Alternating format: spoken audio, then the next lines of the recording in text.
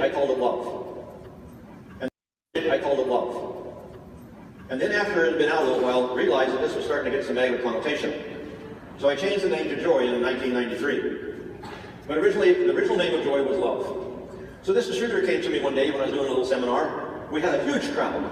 I think there was 13 of us. And after it was over, she says, Gary, what can I do to maybe get my husband to like the oils? Now some of you relate, huh? And I said, it's really simple. Don't let him know you're using it. And she said, well, how do I do that? She said, and I said, well, tell me. She said, well, every time I put the oils in the diffuser in the house and he comes to the house smells and he gets mad and tells me to get that stinking stuff out of the house. And I said, well, there's a way to fix him. So you guys need to put your fingers in your ears. Now I'm going to give the ladies a secret here. Okay? So she said, well, how do I do that? And I said, let me tell you a little secret. I don't know of a man that smells his shorts before he puts them on in the morning.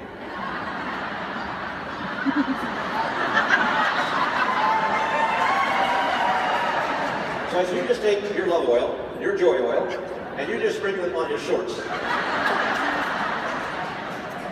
And she said, will that really work? And I said, time will tell. And I said, when he goes to the field, I said, you put your diffuser on and you saturate your home with joy.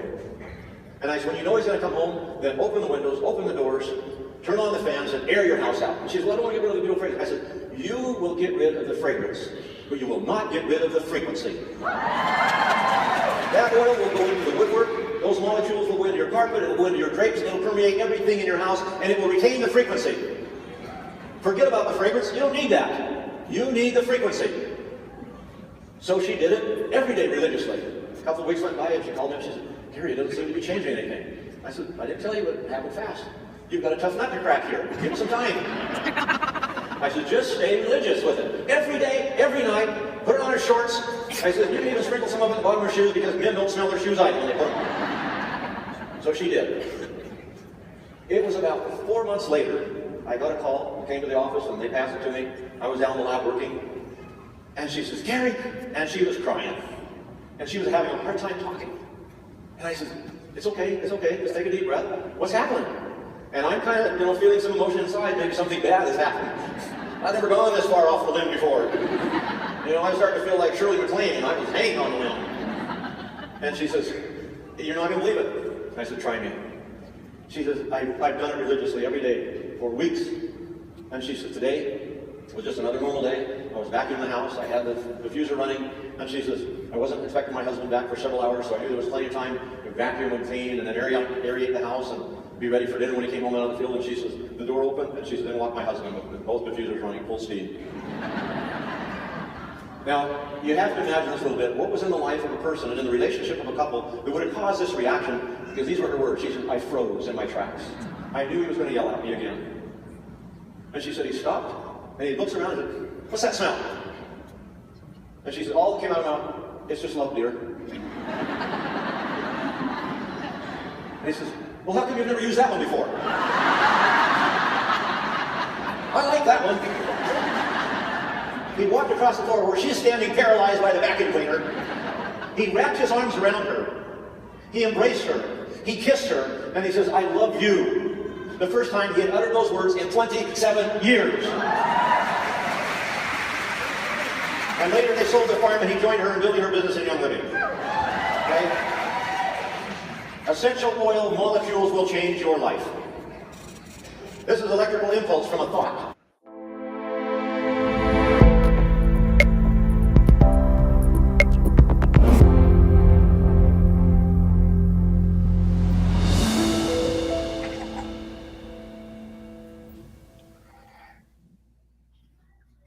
Your mic, DC. Hello.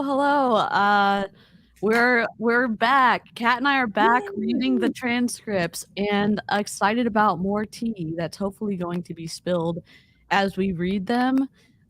Just as a spark note, really quickly, this is the Young Living v. doTERRA case. It's already been settled. doTERRA won. Just because doTERRA won does not mean Kat and I feel any positive way about multi-level marketing companies. We, I think, again, Kira Manchester, who is AKA MLM Mombi on Instagram, she has a website. She's an activist. Kat's an activist.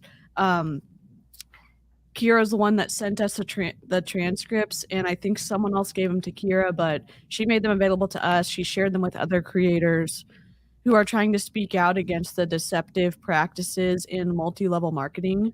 And that's what at least what I view this as. We've discovered that Young Living has worked with brokers for decades, that they do not, from what I understand, grow all of the essential oils in the comfy little toxin-free space that we all thought they were doing it in. At least that wasn't what was communicated by their tippity top brand partners to us lowly downline.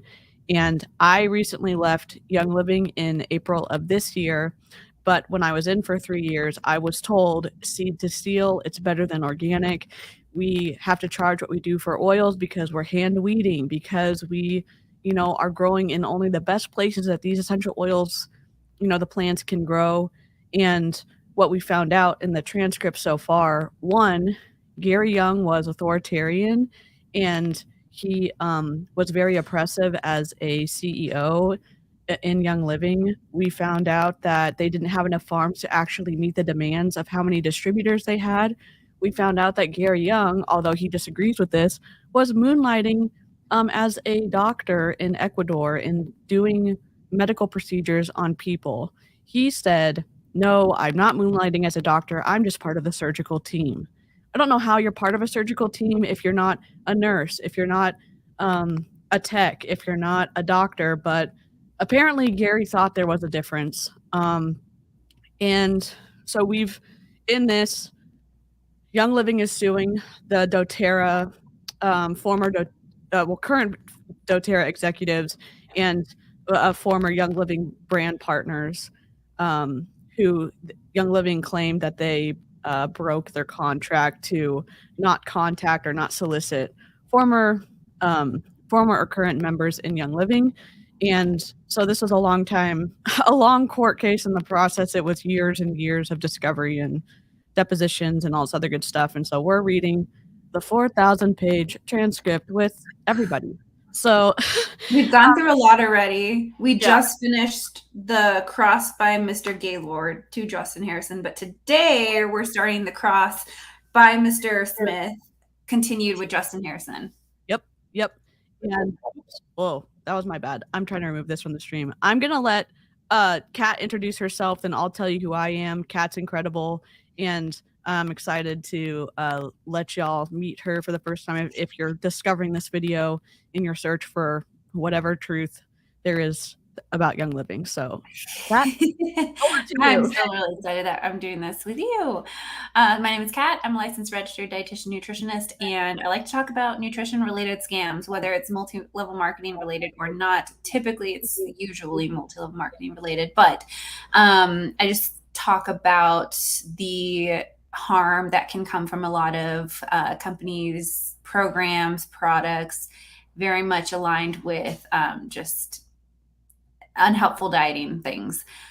So I was technically in Young Living for a year, but I didn't know it until my membership was expiring. I had wanted to support one of my friends, and I didn't know that she had signed me up as a distributor. So love that. We love a deceptive recruiting practice. Yeah. We literally hate it. So I try to talk about unethical business practices, unethical recruiting practices, non-compliant health claims on my channel. The only thing I have to my name is I'm a MLM dropout. I don't have any I don't know. Let me see. Health claims.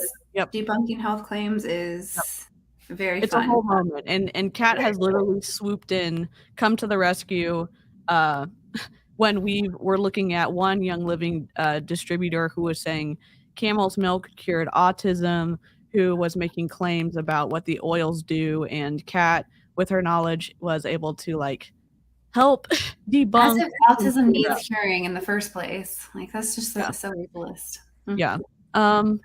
Okay, so I'm going to. Hello, Amber. Hi, Sonic. We're happy to see. Hello, everyone. Yes. just popping in to say hi. Love y'all in a non-culty way. Currently watching live announcements from last day of BB leadership, and oh god, I'm scared. Also, I just watched a. Never mind. I don't want to get into Beachbody because I will get so mad. All right, let me see why my screen share is not My screen share. old MLM is doing their conference this weekend too. Oh my god. Oh, it's just like everyone's doing the most. I was following it on Instagram earlier. Yep. I'm just trying to get my screen share to work, so we'll reload. There we go. Hello. Screen share. We love it. So present, share screen. And let me share this. I've only made 2 snark notes, like follow-up videos. I'm working on them. They're just I thought you said snark notes. Yes, I thought I might get sued by Spark Notes, so I'm calling them Snark Notes. Oh, yes, okay. You really did. Okay. I really did say that. I was initially calling them Spark Notes, and I was like, am I going to get sued? I might. So let's see. I want. Oh no, Sky. I hope you feel better. Uh-oh. I had a headache when I woke up this morning. I was I'm sorry. dehydrated. I felt like SpongeBob when he was trying to get water. Okay, here we go. We are good to go. I think 753. Okay. And big shout out to Kat for doing all of the tedious highlighting in this. I think I got all of the phone numbers redacted. You're good. And if it doesn't, we'll do a live redaction. That's totally fine. I'm pretty sure none of these numbers are working anymore, so I think that's a good thing too. But we just try to be careful. Sky, I hope you feel better. I have vertically induced headache, so I'm just gonna lie down. Okay, I hope that you feel better for sure. Okay. So those are my notes. Yeah. This is over this entire transcript. So transcript number 5 is going to be Justin Harrison, Patricia Levitt, Gordon Herbert. We're not going to get to all of them today, but just so y'all know what this transcript number 5 is going to cover. And then we are going to hit page 1143 at the end of this, and there's 4,000 pages to this transcript. So yeah, and I have to have a party or something when we're done with everything. Have some kind of celebration. Yep. You know, they never tell you that you may just be reading transcripts on YouTube when you're like, you need to get good at reading. And it's like, oh yeah, got it. Right.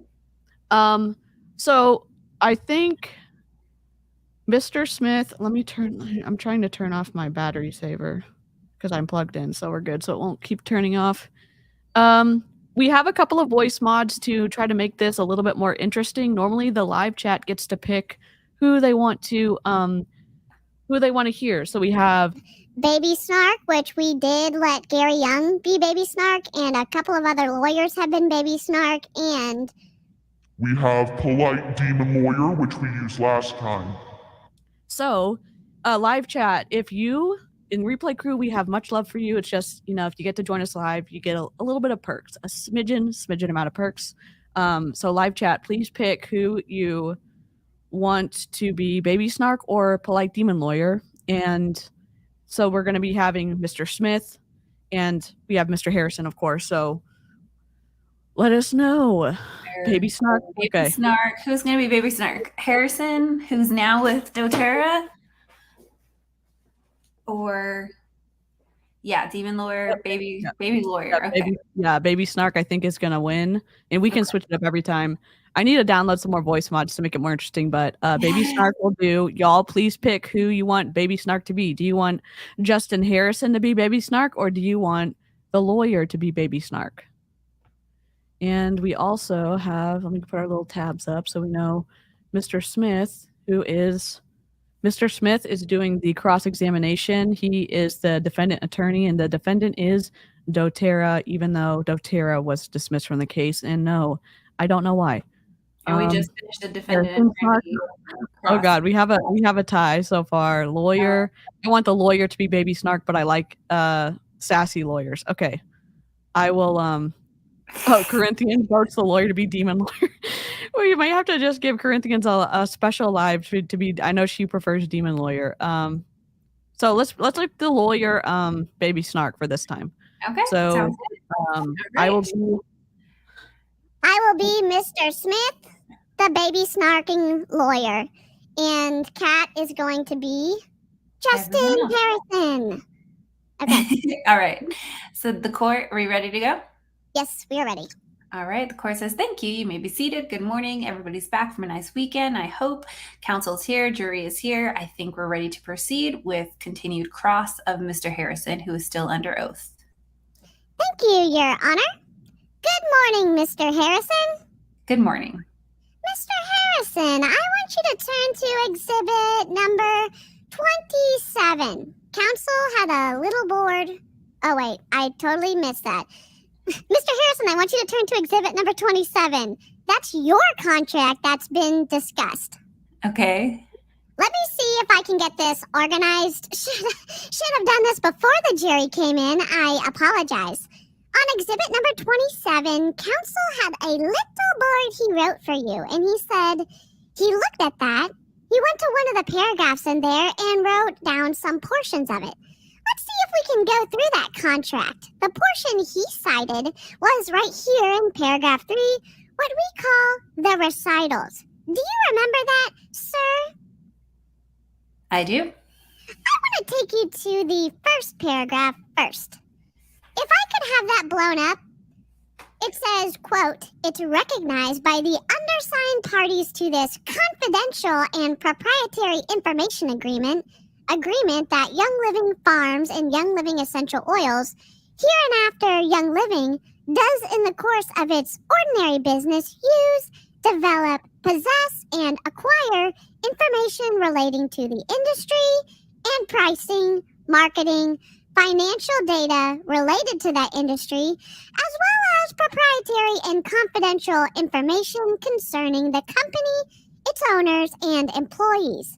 This information developed by and for the company is proprietary to the company and must be maintained under strict confidentiality. Moreover, during employment at the company, employees must learn of information about the company's strategic business plans, practices and procedures, products and competitive strategies, and customer information that both separately and together comprise the trade secrets of the company, end quote. Do you see that line there that says, quote, may learn of information regarding customer information, end quote? Yes. And then the paragraph he showed you, if I could go to paragraph 3 for a moment, in that recital, that's the section I just read. Then in paragraph 3, he read the section to you saying there's, quote, a desire, end quote. Go up to paragraph 3, quote, to memorialize the employee's agreement not to solicit, end quote. Right here. He read this and took some portions. He wrote it down here for you. I'm going to the next paragraph, the one that was highlighted a moment ago by Dana. Quote, therefore, as condition of the employee's employment by the company and as consideration for the employee's at-will employment by the company and employee agree as follows, end quote. Do you see the, quote, agree as follows, end quote? Yes. Let's turn over to the last page. Page 3 of Exhibit 27. And in the section that starts number 7, quote, customer secrecy, end quote. Can you blow that up? Perfect. Quote, Young Living's lifeblood is its customer database. This proprietary customer information has been collected over a significant amount of time and at great effort and expense. This information is among the most highly confidential proprietary information of the company. It's considered a trade secret of Young Living. Did I read that correctly? You did.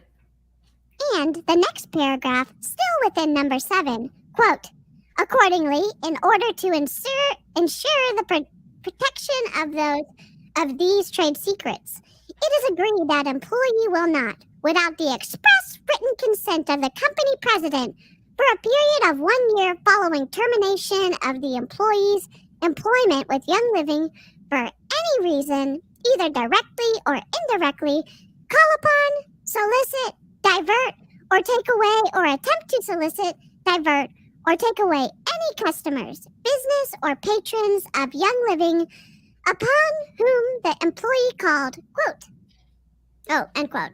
I think that's the first one that he had, quote, upon whom the employee called, end quote. Do you see that one? Affirmative. And it says, quote, or whom the employee serviced, end quote. That was the second one he wrote down. Do you see that? Yes.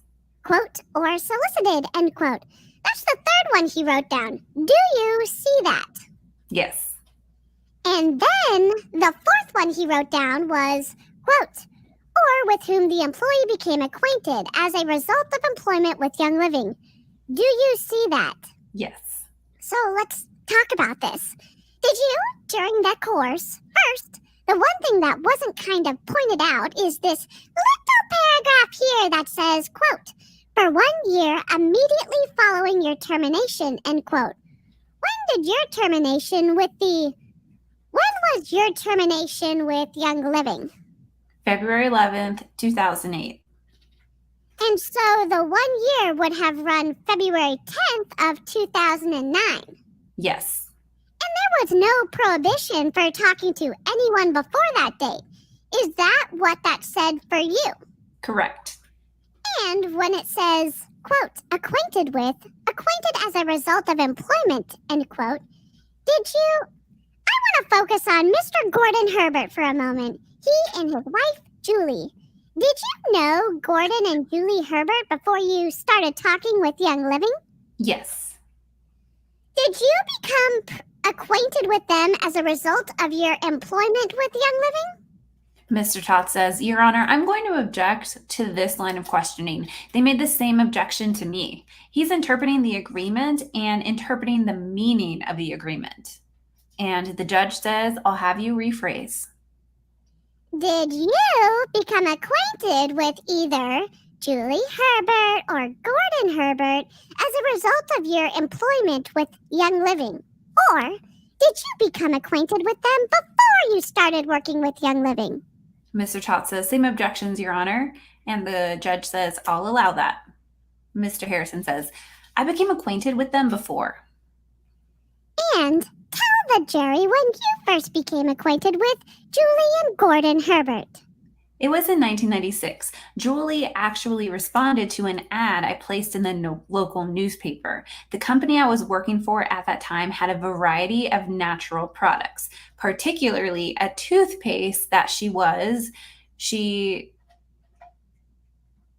next page. Sorry. Okay. She was looking for a natural alternative to toothpaste. So she called my advertisement in the newspaper. I went to her home with the product. That's where we met for the first time. So in 1999, did she become a distributor for whatever product that you were then selling? Yes, in 1996. 1996, I'm sorry. Yes. And that was the company named Equinox? Yes. And likewise, in 1996, did you become a distributor for Young Living under her in the Young Living company? I did. So she was a distributor for you in Equinox, and you were a distributor under her for Young Living. Correct. Now, was that the end of it? Is that the last time you saw Gordon Herbert or Julie between 1996 and whenever you started working for Young Living in 2001? Oh no, we became very good friends. Tell the jury how you became good friends with Julie and Gordon Herbert between that time period. Oh, we had many conversations about different topics. Gordon was in the mortgage industry. He eventually became our mortgage lender. He helped us with our very first mortgage loan. I spent a lot of time with Julie learning about the product. Our families would hang out occasionally while we were still living in Idaho Falls. And yeah, we became very close. They were even at our wedding. Not very close to my mortgage lender. Why would you be close to yours? It was more than that. We just became fast friends, had a lot in common, talked often. Did you do anything socially together? We did. What? Hiking, snowboarding, snowmobiling. How about weddings? Attend anybody's weddings? They attended ours. Birthday parties? I don't recall any of those. Okay, when you say, quote, ours, end quote, you and your wife's wedding? Yes, my wedding. When did you get married? Test question. December 30th, 1997. Your wife is not present, so you're okay with that one, sir. Did you know the Gordons' address of where they lived at the times while you were employed at Young Living? I knew where they lived, yes. Did you know their phone number at all times when employed at Young Living? Yes. Was there anything dealing with the Herberts, whether it was Gordon Herbert or Julie Herbert? Was there anything dealing with Gordon Herbert or Julie that you became acquainted with at Young Living that you didn't already know? Nope. Now, you heard Mr. Young say that he thinks these agreements prohibited you from dealing with any family member for the 1 year period. Do you remember him testifying on that subject matter? I do. If you had known that Young Living was going to take the position that you couldn't deal with your wife if she was a distributor, would you have signed this agreement? No. Same question for your mother. If you had known that Young Living was going to take the position that you couldn't talk to your mother for 1 year, would you have signed this agreement? Nope. How about your friends, like the Herberts? If you had known Young Living was going to claim that you couldn't talk with the Herberts for 1 year, would you have signed this agreement? Nope. With respect to the other 13 persons who I think you are being sued for, we've already talked about. If you can't, we're only going to look at the pictures. If you can, we've already talked about Julie and Gordon Herbert. If I can, I want to talk about Greg Anderson. Did you know Greg Anderson before you became employed? Oh, it's me. Counsel, I'm going to show this over here, so if you can't see... Mr. Toth said that's fine. Greg Anderson. Did you know Greg Anderson before you became employed at Young Living? I did. Can you tell the jury how it was that you came to know Greg Anderson? Greg Anderson is Julie Herbert's brother. I met him at their home in Idaho Falls sometime in 1996. Was Greg Anderson involved with Young Living before he became employed at Young Living? Yes. Was he Oh, wait, I missed a whole... Sorry, did I miss a whole line? No, but you said, was Greg Anderson involved with Young Living before he became employed at Young Living? Was Greg Anderson involved with Young Living before you became employed at Young Living? Yes. Was he a distributor for Young Living, and it just so happened that his sister was in his downline? Yes. Did you know that sometime in 2002, Greg Anderson transferred his Young Living distributorship to his then spouse as a part of a divorce? Mr. Toth says, objection, assumes facts not in evidence, lacks foundation. I'll rephrase it, Your Honor, if I may. The judge says yes. Thank you. Sorry, he does not say yes. He said thank you. Let's assume for a moment that there had been evidence in this case from Greg Anderson that he says he transferred his membership to his former spouse. Is that consistent with your memory at the time? Yes. But that happened after you started work. I want you to assume for a moment that happened in 2002, after you started work at Young Living. Are you familiar with that? Yes. Greg Anderson, did he also participate sometimes in these family events that you went with Gordon and Julie Herbert to? I don't think so. No. Okay. So, how would you describe the difference in relationship you had with Gordon and Julie Herbert versus Greg Anderson for the jury? I knew Greg, knew of him, but it wasn't a personal type friendship like it was with Gordon and Julie. Do you remember what type of business that Mr. Anderson was in at the time? Yes, he owns or owned a hearing aid business. Now, with respect to Mr. Anderson, did you become acquainted with him in any way as a result of your employment with Young Living? No. Now, the other ones on this list.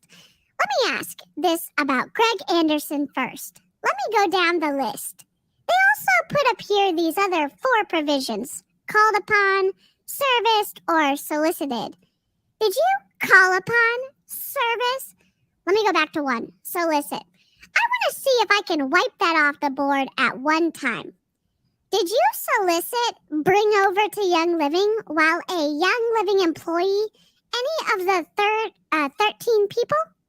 Mr. Todd says, Your Honor, object to the form of the question again.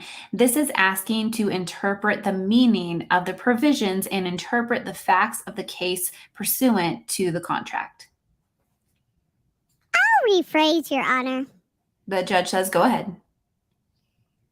Did you bring over any of those people while you were employed at Young Living? No. Did you bring over any of those people to Young Living before you were with Young Living? No. So there's none of those that you solicited? Mr. Toth says, same objection, Your Honor. And the judge says, I'll have you rephrase. Did you entice, entreat, urge strongly any of those to join Young Living while employed at Young Living? Mr. Toth says, same objections, Your Honor. He's asking to interpret the contract. And the judge says, overruled. Mr. Harrison says, no. To your knowledge, were all of those people with Young Living by the time you came on board Young Living to the extent you know? Yes. As far as I know, yes. How about service or called upon? The languages in the agreement was, quote, upon whom employee called or whom employee serviced, end quote. When you were at Young Living, your position was what? Tell the jury again. I was the regional business director for the Western United States. As a business director, did you have responsibility for the 4 million distributors that Gary Young testified he has in his company? Just a side note, it's funny because regional business director sounds also like a level in a lot of MLM companies. Yep. The one that I was in there is like a sales coordinator, senior sales coordinator. Yeah. Qualifying national marketing director. It's so funny. And it's like the same language. Yep. Yeah. Totally. And the same actions. Like you don't change your actions on a daily basis when you're a distributor, when you go from sales coordinator to national marketing director. Yep. It's a riot. Oh my gosh. Okay. Okay. Mr. Toth says, objection, mischaracterizes prior testimony. And the court says, I'll have you rephrase. Did you have responsibility for any of the 4 million distributors that Gary Young described in his testimony? Mr. Toth says, same objection. And the court says sustained. Did you hear Gary Young testify that he had 4 million distributors at his company? Yes. When you were there in 2008, approximately how many active distributors were there? I'm not certain. Okay. Of the distributors that were at the company, who were you responsible for in charge of was it the Western North American Business Manager? Yeah. Who, if any, were you responsible for? I was assigned to work with the diamond leaders in the Western U.S. Diamond. What's a diamond leader? Most of us don't know about MLMs. What's a diamond? A diamond is someone who's achieved, it's a higher leadership rank. They're mostly a full-time distributor with Young Living, generating pretty good income. Is there names at Young Living and other MLMs ascribed to different levels of distributors? Wait, it's funny that he said full time. So does he mean to say that they really don't have a lot of time on their hands? Could be. Totally. Totally could be. Because they're so busy recruiting. Okay. Yeah, every company has their own unique name. Young Living at the time, just to help the jury, do you remember the levels that Young Living had for its various distributors? I don't know if I can get them in order, but I remember some of the names. Yeah. What were some that you were not responsible for? Not responsible for? Yes. Silvers, golds, senior stars, stars. I don't remember if there was a platinum in there. There might have been. Were there like double diamonds? No. It's not like a ski resort. There's a single diamond. Then what is above diamond, if anything? There was a diamond, crown diamond. There might have been a blue diamond. Okay. Were you responsible for diamonds? Diamonds and above. What was the one blue diamond? Blue diamond. Were you responsible for them? Yes. And crown diamond, were you responsible for them? Yes. Were you responsible for platinums and below? No. Platinums, gold, silver, stars, double stars, any of those were you responsible for? No. Help the jury. Point out to me of the 13 any of those that were diamonds or above. Mr. Toth says, objection, Your Honor. We had this discussion about identifying ranks of distributors, and now he's asking him to identify ranks of distributors. That's different. Ranks of distributors were doTERRA. The judge says, it was with respect to doTERRA. Overruled. Oh my God. Which ones were diamonds and above in this picture? Help the jury. None of them. Did you have any responsibility at Young Living to call upon any of those distributors? Mr. Toth says, objection, asking him to interpret the agreement. The court says, I'll have you rephrase. Sure. While you were employed as part of your job duties, did you have the responsibility to call upon any of these distributors, the 13 that you're being sued for? Mr. Toth says, same objection. Justin Harrison says, no.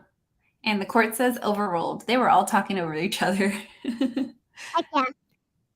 Did you provide any service or help to them as your duty as the regional manager of the North America Territory, the western area of the North America Territory, while at Young Living? Mr. Toth says, same objection, asking him to interpret the agreement. The court says, overruled. Justin Harrison says, no. Now, you testified in your examination with Mr. Gaylord that you did communicate with 2 of the 13 while employed at the company as you recall. Is that fair? Yes. And help the jury again identify the 2 you recall dealing with. Peter, Susie Bagwell. The Bagwells? Uh-huh. Affirmative. And who else? And Gina Truman. And Gina Truman. Why was it that you had communication with both of those while at Young Living? They had been asked to be distributor trainers for Young Living.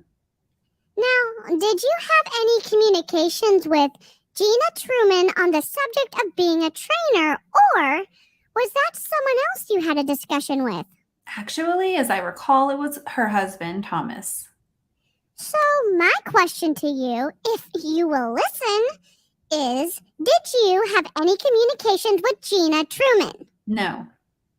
And Thomas was her husband at the time? Yes. And your communications would have been only with him? Correct. Now, some of these say that they knew who you were or knew of you. Is that fair? Very much. Can you tell the jury, while at Young Living, what was your job duty was with respect to being the Northwest Western Manager of North America? Regional Business Director is what I was. Sorry. My job description was to work with leaders, right? The diamonds and above, as we've defined, and also to teach and train. I was frequently at every convention. I would have been presenting somewhere on something, regional events. If any of these diamond leaders were sponsoring their own events, which happened often, sometimes they would call and invite us to come and support their event because we could bring, promotions or some kind of perk from Young Living Corporate. So they'd call and invite us to come to those if we could. Now, I've already asked you who you worked with and called upon. Whatever.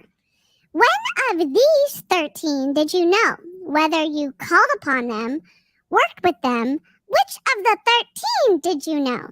You've identified, Greg Anderson before you started and the Herberts before you started? Correct. Of the other 11, which of the 11 did you know at Young Living? Whether you worked with them or not? Only Susan and Gina. Only Peter and Susie Bagwell and Gina Truman. Is that your testimony? Correct. The others you had never... Didn't know. As part of your assignments, did you occasionally speak for the company? Yes. How many times do you think between 2001, when you started, and when you left in 2008, did you speak for the company at some public event? An exact number is difficult, probably hundreds.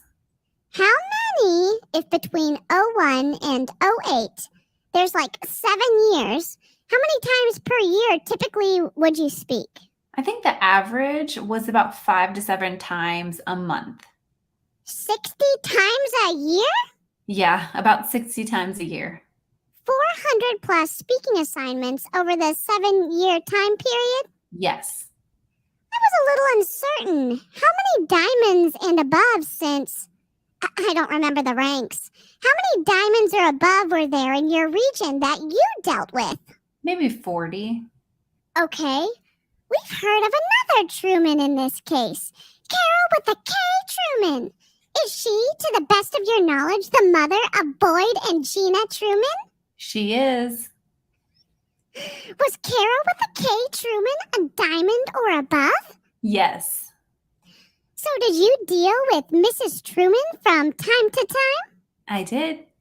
Carol with a K Truman? Carol with a K, yes. She makes her appearance again. Carol with a K, you're an icon. Did you ever deal with Boyd and Sandy Truman? No. Did you ever know they were related? No. Did you know Gina was related to Carol with a K Truman? I did.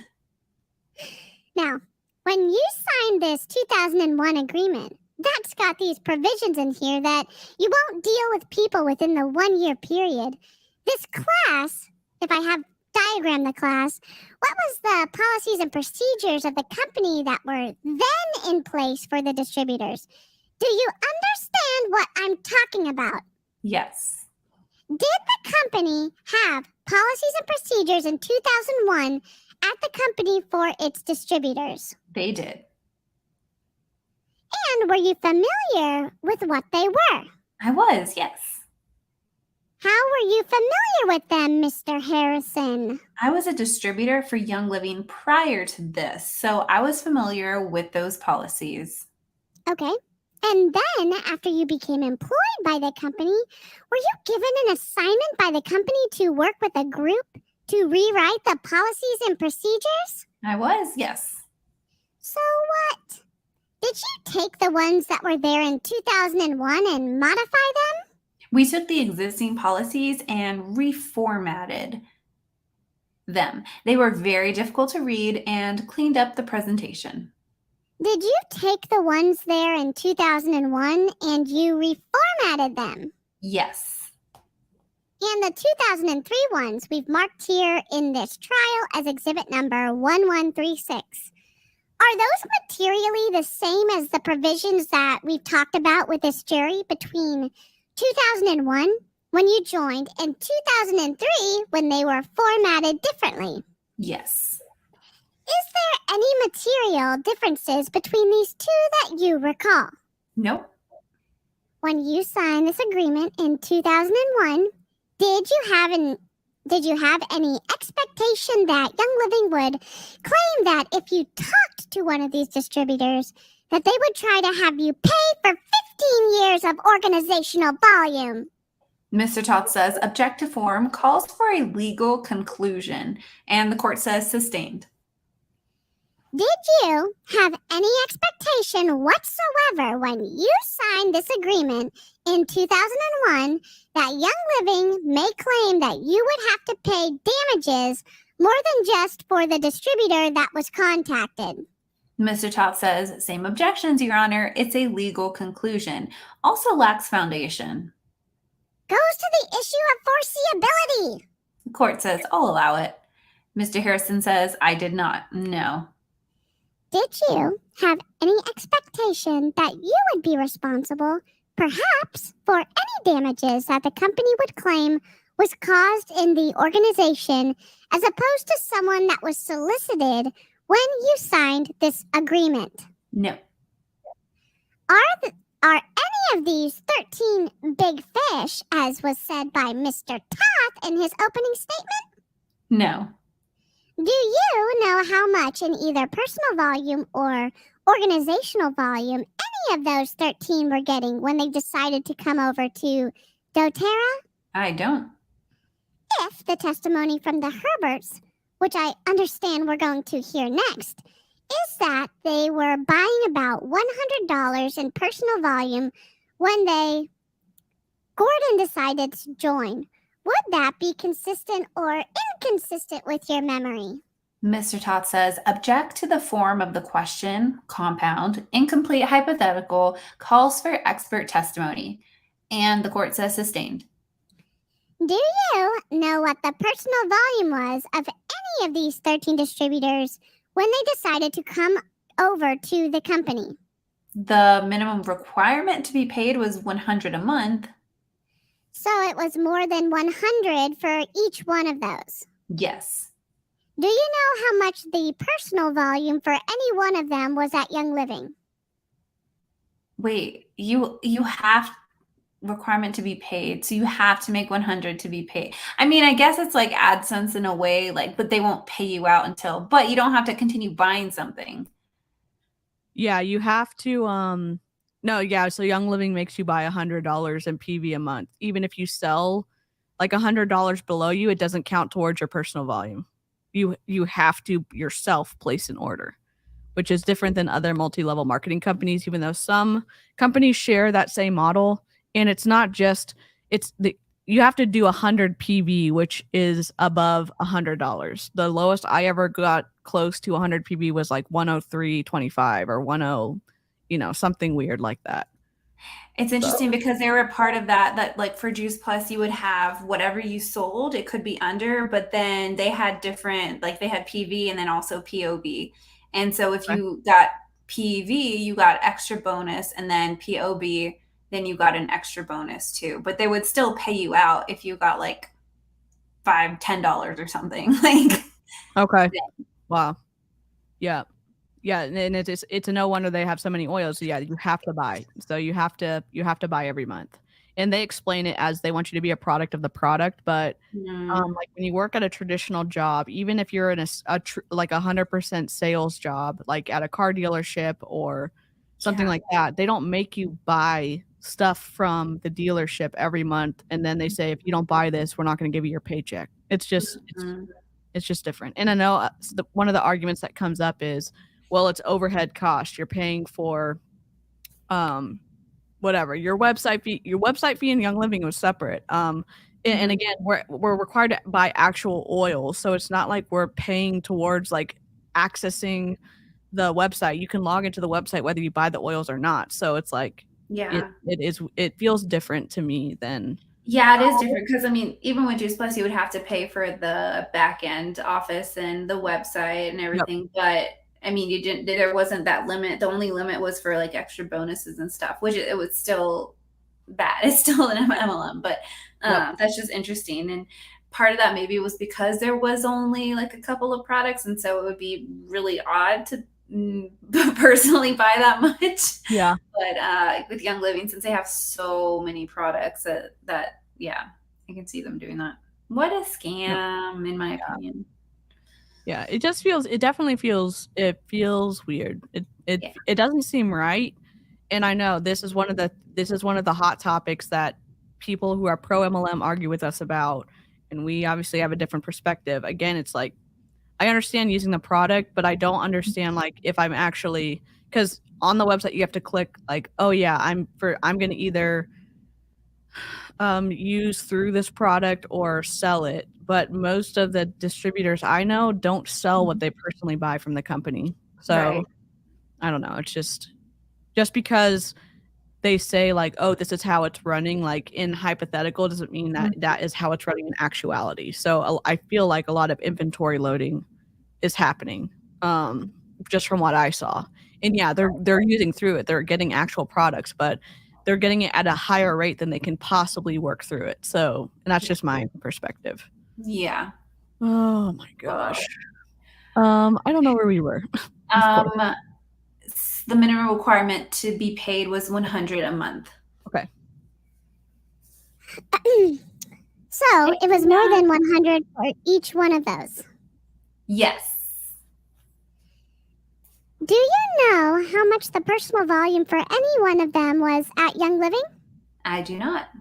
When you quit, your testimony is you quit in February 11th of 2008. Is that correct? Correct. Before you quit, for the year before you quit, how would you describe your working environment at Young Living? Man, it was very caustic, very negative, a lot of uncertainty with everyone that had left or been fired.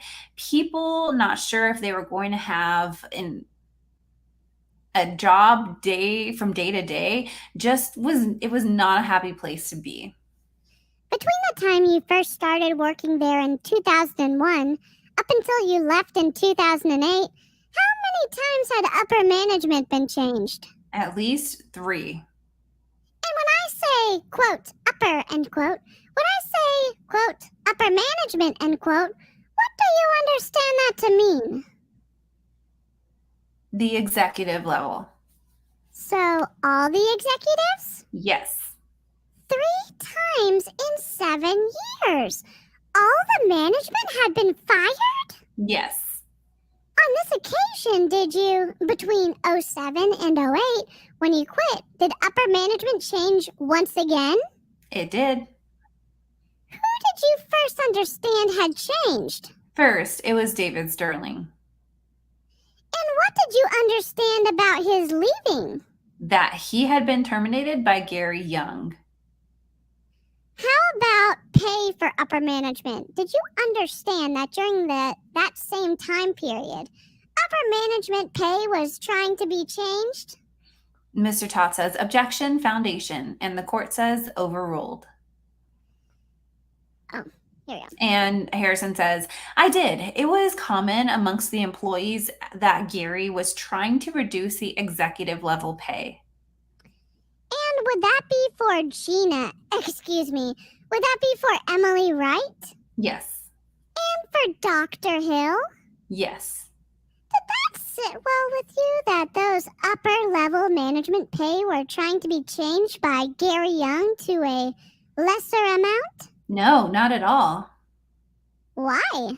These were the people that had, in my opinion, had caused the company to have accelerated growth over the last few years.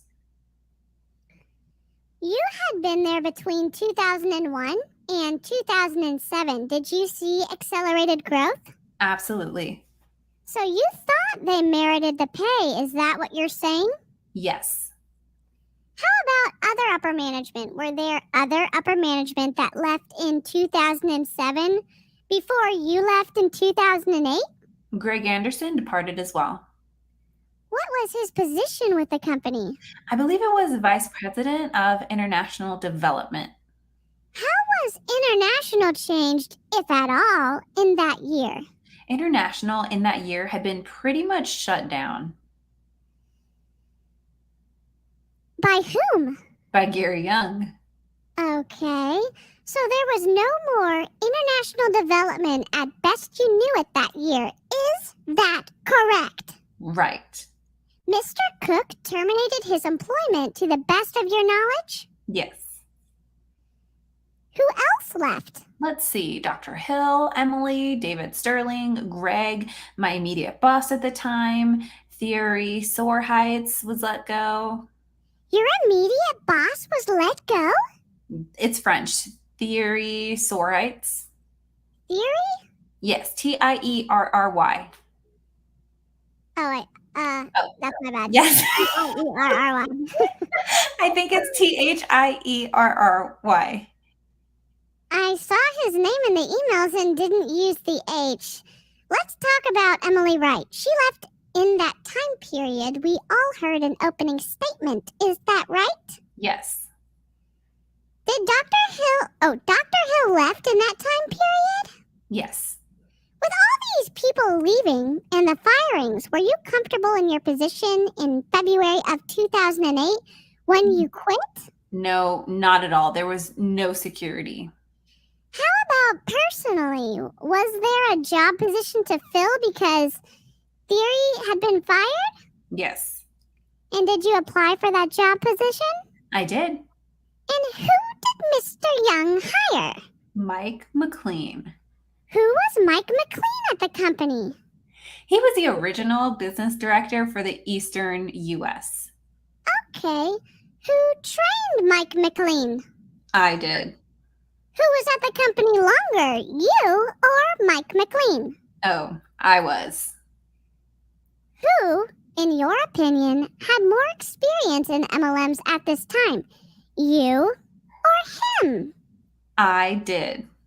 Who was better suited for the position, you or him? I was. Mr. Todd says, objection, Your Honor. The court says overruled. Were you comfortable with the fact that Mike McLean was hired over you? Not at all. When did that happen? I believe January 2008. Okay, so just a few weeks before you quit. Yes. The best you can give us is January 20th of 2008? January 2008. Sometime in January. Somewhere in January. Okay.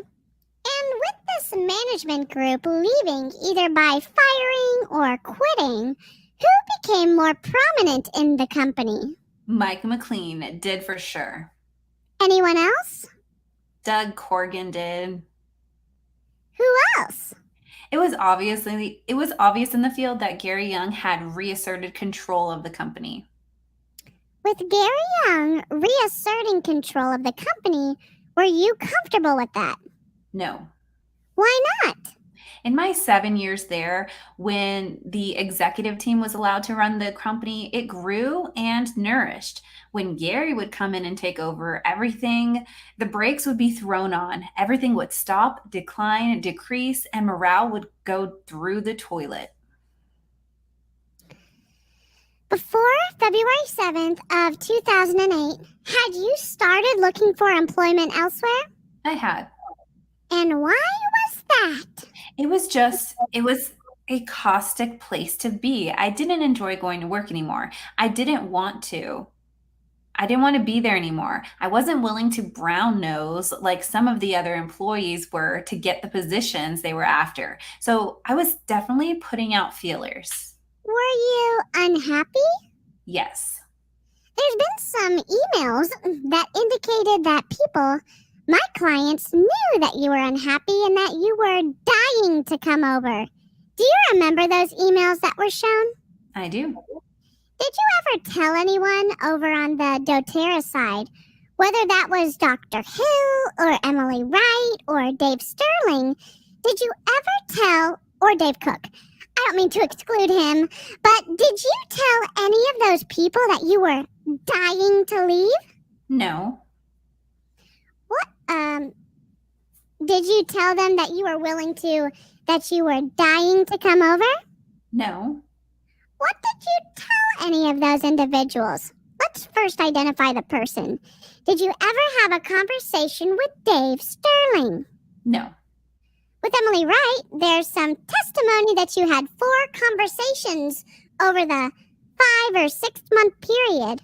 Did you ever discuss doTERRA in those conversations? No. Did you ever discuss Young Living in those conversations? Yes. What about Young Living? Let me just limit it to this very issue. In those conversations with Emily Wright, did you ever tell her that you were discouraged with your employment at Young Living? Yes. What did you say to her on that subject? The conditions were miserable, and I was dying to get out. Did you think a reasonable person would assume that you were dying to get out once you said that to Emily Wright? Yes. Would it be reasonable to assume that you would be looking for a new job based on what you told Emily Wright? Mr. Toth says objection calls for speculation. The court says overruled. Mr. Harrison says yes. How about Dr. Hill? Did you have similar conversations with him? I did. You had more conversations with him, I can tell from your records. Is that correct? Yes. Yes. Do you remember ever telling him what he was doing with this new entity?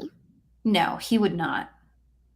Did you tell him what was happening over at Young Living? I did.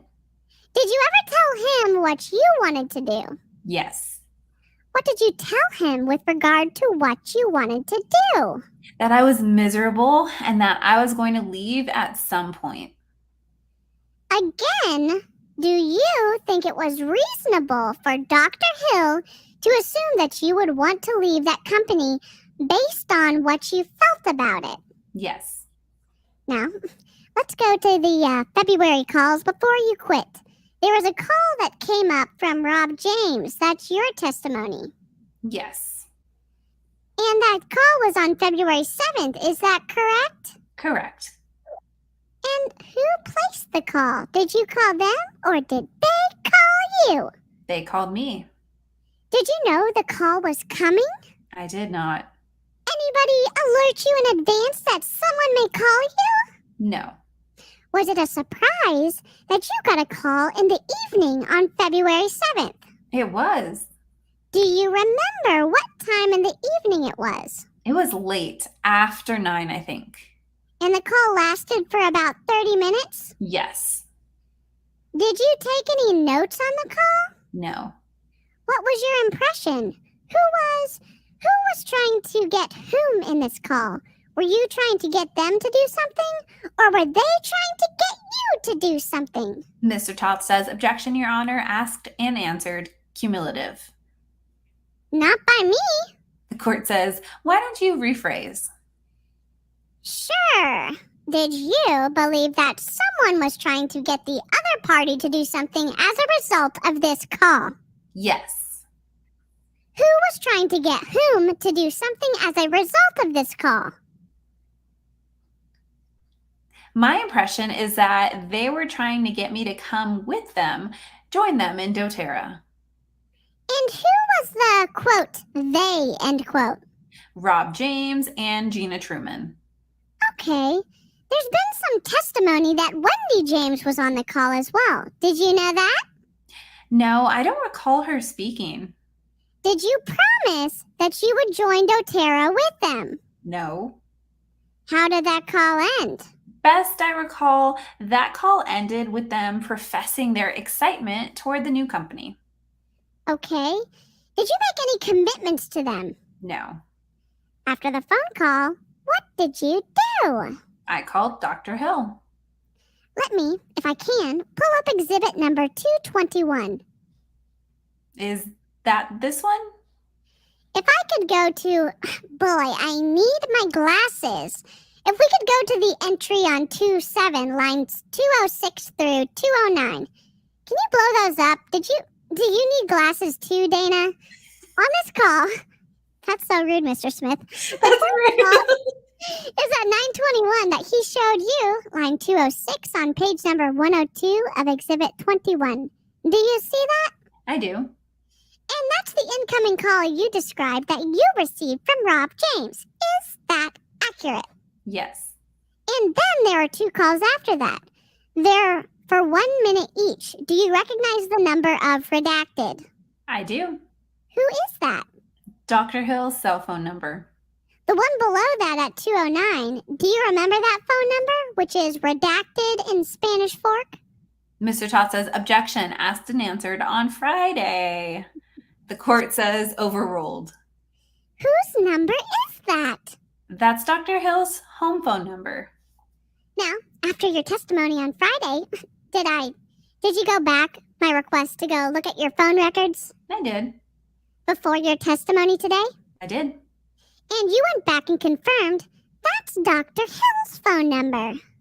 Yes, That call was for 9 minutes. Do you see that? I do. Do you remember on this call, what did you ask Dr. Hill? I told Dr. Hill of my call with Rob and Gina. Basically, declared to him, I now know what you're doing. Kind of the cat's out of the bag. Tell me more. And what did he say? Like previous calls, he avoided the topic and wouldn't share because I was still an employee at Young Living. Did he give you any information about doTERRA on this call on February 7th? None. Did he confirm or deny your suspicions or statements? Well, his lack of sharing information to me was a confirmation of my suspicions, yes.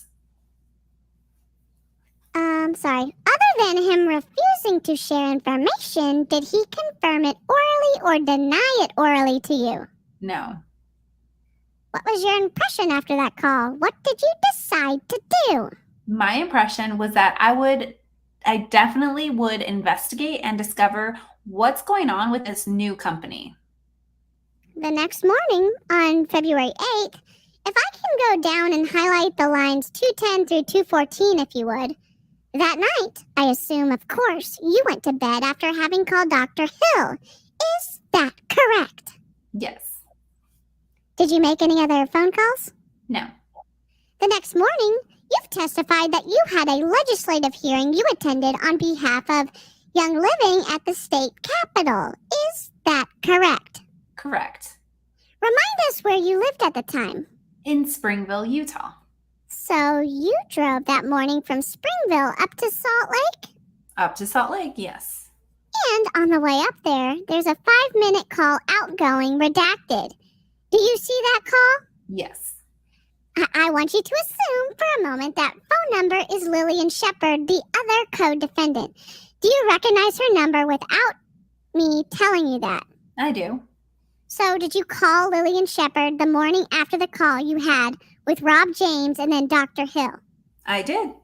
On this call for 5 minutes, did you tell her anything about your Rob James call or your Dr. Hill call? Nope.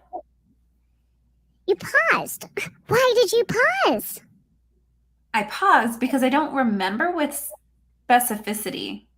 Specificity, but I got it. Okay. I think that would have been a longer phone call. If you had spent time on that subject, Yes.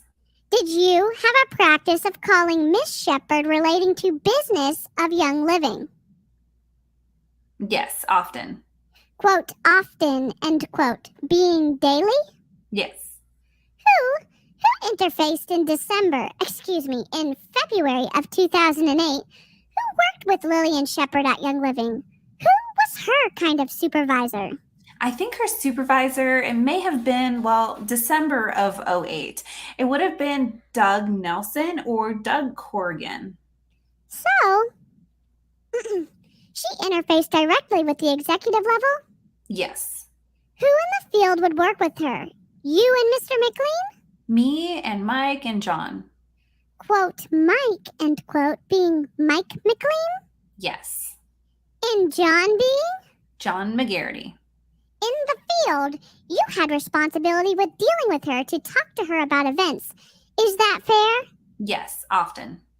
Now, after that, there was a 34-minute phone call to a redacted number. Do you see that? I do. And I think you testified that number is Gordon Herbert's. Is that correct? Correct. Did you speak with him for 34 minutes at 1:07 p.m. that afternoon? I did. And do you recall what you said to him? I do in general, yes. And you testified to it when you were asked by Mr. Gaylord and Mr. Toth. Is that fair? Yes. As I understand it, you told him of the call you had the night before, and that you were inclined to leave the company and go and look for other employment or work with doTERRA. Was that accurate? Yes. At this point, had you made the decision to go work with doTERRA, or were you still in the exploratory stage? Still exploratory stage. Why were you still exploratory? There was too many unknowns still for me. What unknowns? Well, largest being doTERRA's form of compensation. Whether that was working in the corporate office or being a distributor? Correct. But, well, that or the type. If a distributor, then the type of compensation as a distributor. So, both issues. Yes. Did you know what type of position you wanted over with doTERRA if you decided to take a job, whether it was in the corporate or distributor? I didn't know. So I that did was not know. so that was still open to you? Yes. After your call or during your call with Mr. Herbert, did you discuss this new MLM business that was about to happen? This essential oil business, then called doTERRA. I did confirm to him the rumors of the new company starting. When you say, quote, confirmed the rumors, end quote, what did you mean by that? I told him of the call with Gina and Rob and Gina. Had you talked to him about the rumors previously? In other words, in Mr. Gaylord's examination of you, he asked you some questions about when you first started suspecting that these guys were starting a new company. Do you remember that testimony? I do. And he said there were certain events that happened that led you to believe that something was happening. He identified the Corrigan meeting in November and a McLean meeting sometime in January of 2008, as I recall. Do you remember that testimony? Yes. Yes. Have you shared with Gordon Herbert your thoughts on this subject previous to the call you had with him on February 8th at 1:07 that we're talking about? Yes, I had.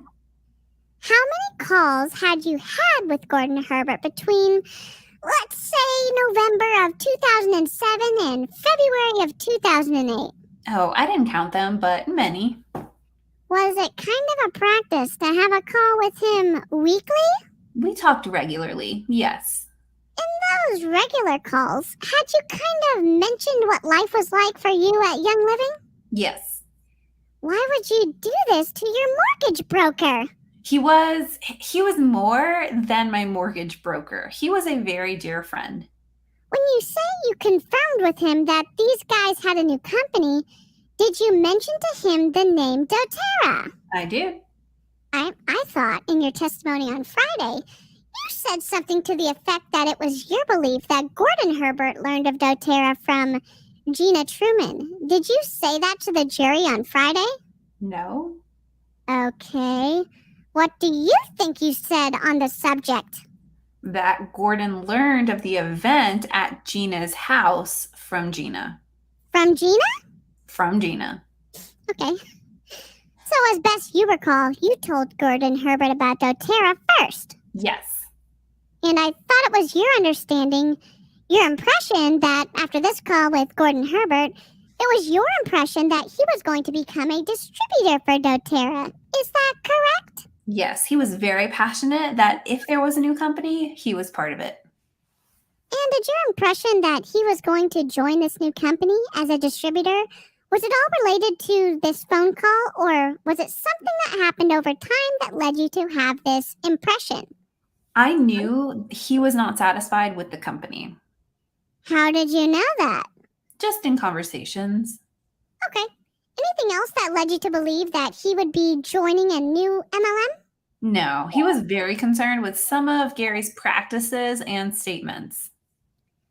In 2008, when you had this call with Gordon Herbert, When you had this call with Mr. Herbert in February of 2008, did Mr. Herbert express to you his desire to become a distributor at this new venture? He did. And between 2007, this convention in 2007 and 2008, did you have an understanding that the Herbert's relationship with Young Living had changed? Mr. Cha says objection, calls for speculation, lacks foundation, and the court says sustained. Sorry, are you okay? Yep. Would you have any way of knowing if the relationship that the Herberts had with Young Living changed between 2007 and 2008? Just a yes, no. No. Were the Herberts, to the best of your knowledge, out engaged in other MLMs between 2007 and 2008? Yes. How did you know that? Julie often tried to sell me whatever product or device she was marketing at the time, and from typically several different MLM companies. Was she involved in more than one other MLM company at the time other than Young Living? Yes. And did you know that from personal experience? Yes, I was a target of her to be a customer for those products. Now, after you made this call to Mr. Herbert that you just talked about, where did you go? I went back to Young Living. And where was the office located in 2008? In Lehi, Utah. So you drove from the state capital down to Lehigh? Lehigh, sorry. Yes. I take it you arrived at the office that day? Yes, it would have been the afternoon. Now, in your earlier testimony, I think both in your deposition and the trial testimony, you said that you thought your conversations where you learned of Lillian Shepherd's having quit was on Monday morning. Do you remember that? I do. Isn't it true that your conversation with Lillian Shepherd happened Friday afternoon? And she told you on Friday afternoon, and you were confused on the date. It is. How come you now know that the conversation with Lillian Shepherd where she told you she quit, was on Friday afternoon? So after conversation from last Friday, I spent some time this weekend looking at the records, looking at phone records, looking at the documents, and looking at the calls that happened around those few days, and noticed a call on Saturday from Mike McLean. Let me show you this. On the same page, still Exhibit 21, page 102, there's a call on line 230. Do you see that line at 230 at 1:47 p.m.? I did. It's for 11 minutes? Yes. That number, did you go back and look to find out whose number that was? I did. Whose number was that? Mike McLean's number. Mike McLean. Did Mike McLean and you have a conversation on Saturday afternoon of 2008? We did. Did that refresh your memory that you knew by that time that Lillian Shepherd had already quit Young Living? It did. Why did this phone call refresh your memory? As I recall, he phoned me to try and get me to talk Lil out of resigning. Did you also look at Lil Shepherd's phone records? I did. And did you confirm that she too had a phone call from Mike McLean on Saturday? Yes. Did that refresh your memory? It did. So, when you thought you came in to work on Monday morning, it's really when you came in to work on Friday afternoon. Correct. And the difference in time is 4 hours in business days. Is that correct? Correct. And what else refreshed your memory that this conversation happened on Friday afternoon as opposed to Monday morning? Was there anything else besides the McLean phone call? Multiple phone calls with Lil. Same day. Let me show you these if we can. If you can highlight lines 222 through 226, those phone calls ending in redacted, those are to Lil Shepherd, correct? There's 4 of them there. I'm just thinking of a rapper named Lil Shepherd, like with like a shepherd's like stick thingy with like a lamb next to him, Lil Shepherd or something. Yep. Oh my gosh. How's everyone doing? We've been chatting for an hour and 19 minutes so far. It goes by fast. Yeah, it does. And so I'm like, Live chat, checking in. Replay crew, appreciate you so much. What do y'all think of this? I said I used the headphones for the cursey words, but I'm going to do my best. The poop canoe of what's going on. What do y'all think of it so far? Holy crap! Totally was thinking of rapper name. Yep. Little Shepherd. You're not the only one, Cat. Oh. Hey Tish, you're an icon. If y'all don't already follow Tish, follow Tish. If y'all don't follow Cat, follow Cat. It's great. Yeah, and I feel like a lot of tea is being spilled, and you know you have to stay in it for the long haul a little bit because I don't know. Thanks, it's not like the big tea of the main takeaways, but I think it helps shape those takeaways even more. Yep, for sure. For sure. I think I hope I have this on live chat. Oh my gosh. Sky. Oh, Christian rapper. Yep, you're not wrong. You're not wrong. Sky, we need like artwork of Lil Shepherd as a rapper and like with essential oil next to her DJ table. Karina, I think it's nice that this guy recalls stuff. Finally. After 929 pages, someone remembers something. For the love of sanity. Yes, very good point, Karina. And if you missed the first transcript readings, this is what Gary Young's testimony looked like, and this is just this is a snark notes of it. It doesn't exactly reflect what he said. I can't recall. I wasn't playing a doctor. I was just part of a surgical team. I can't recall. No, it was not a religious environment. It was a spiritual environment. That's literally all you need to know, other than no one can remember anything except there was one guy who had medical reasons for not being able to remember something, and we're not snarking on him for that. Even though other than that. Carol with a K, yes, Wendy. We're glad that she popped up in this reading. Yes. And it's so funny because it's like it's going back and forth. It's like Carol with a K, yes, Carol with a K. Okay, Carol with a K, yep, Carol with a K. And it's like we need a song for that now at this point. Karina with the K, Cat with the K. Yes, yeah, Karina with a K. That's what we're gonna say for now. Karina with a K. Yep. Oh my gosh, I don't even know where. Are we at the bottom line 23? Lil Shepherd. That's correct. I said correct. I think 17. 17. Okay. And of the four, would your practice have been if Lil Shepherd had quit on Friday? Would your practice have been not to discuss that with Lil Shepherd until Monday morning if you had phone calls with her? I'm sure we would have discussed it. Yeah. Why do you think you would have discussed it with her on the phone calls? Lil's like my second mother. Let's go to the second page. On Saturday, February 9th of Exhibit 21. Page 103 for lines 231 and 232 at the top. Do you recognize these phone numbers? The top one ending redacted on line 231. Is that Dr. Hill's phone number? Yes. Did you talk to him for 23 minutes on that day? Yes. Did you tell him anything about your plans to quit? Yes. Did you tell him about Lil Shepherd's having quit? Yes. Is this the first time you had talked to Dr. Hill after Lil Shepherd had given you notice that she was quitting or had quit? I believe so, yes. In this conversation, did Dr. Hill share with you any information about doTERRA? No, he still wouldn't. How come the conversation took 23 minutes? I don't know. Man, he still has major FOMO from he's feeling he remembers how much FOMO he had that he wouldn't get the info, the tea.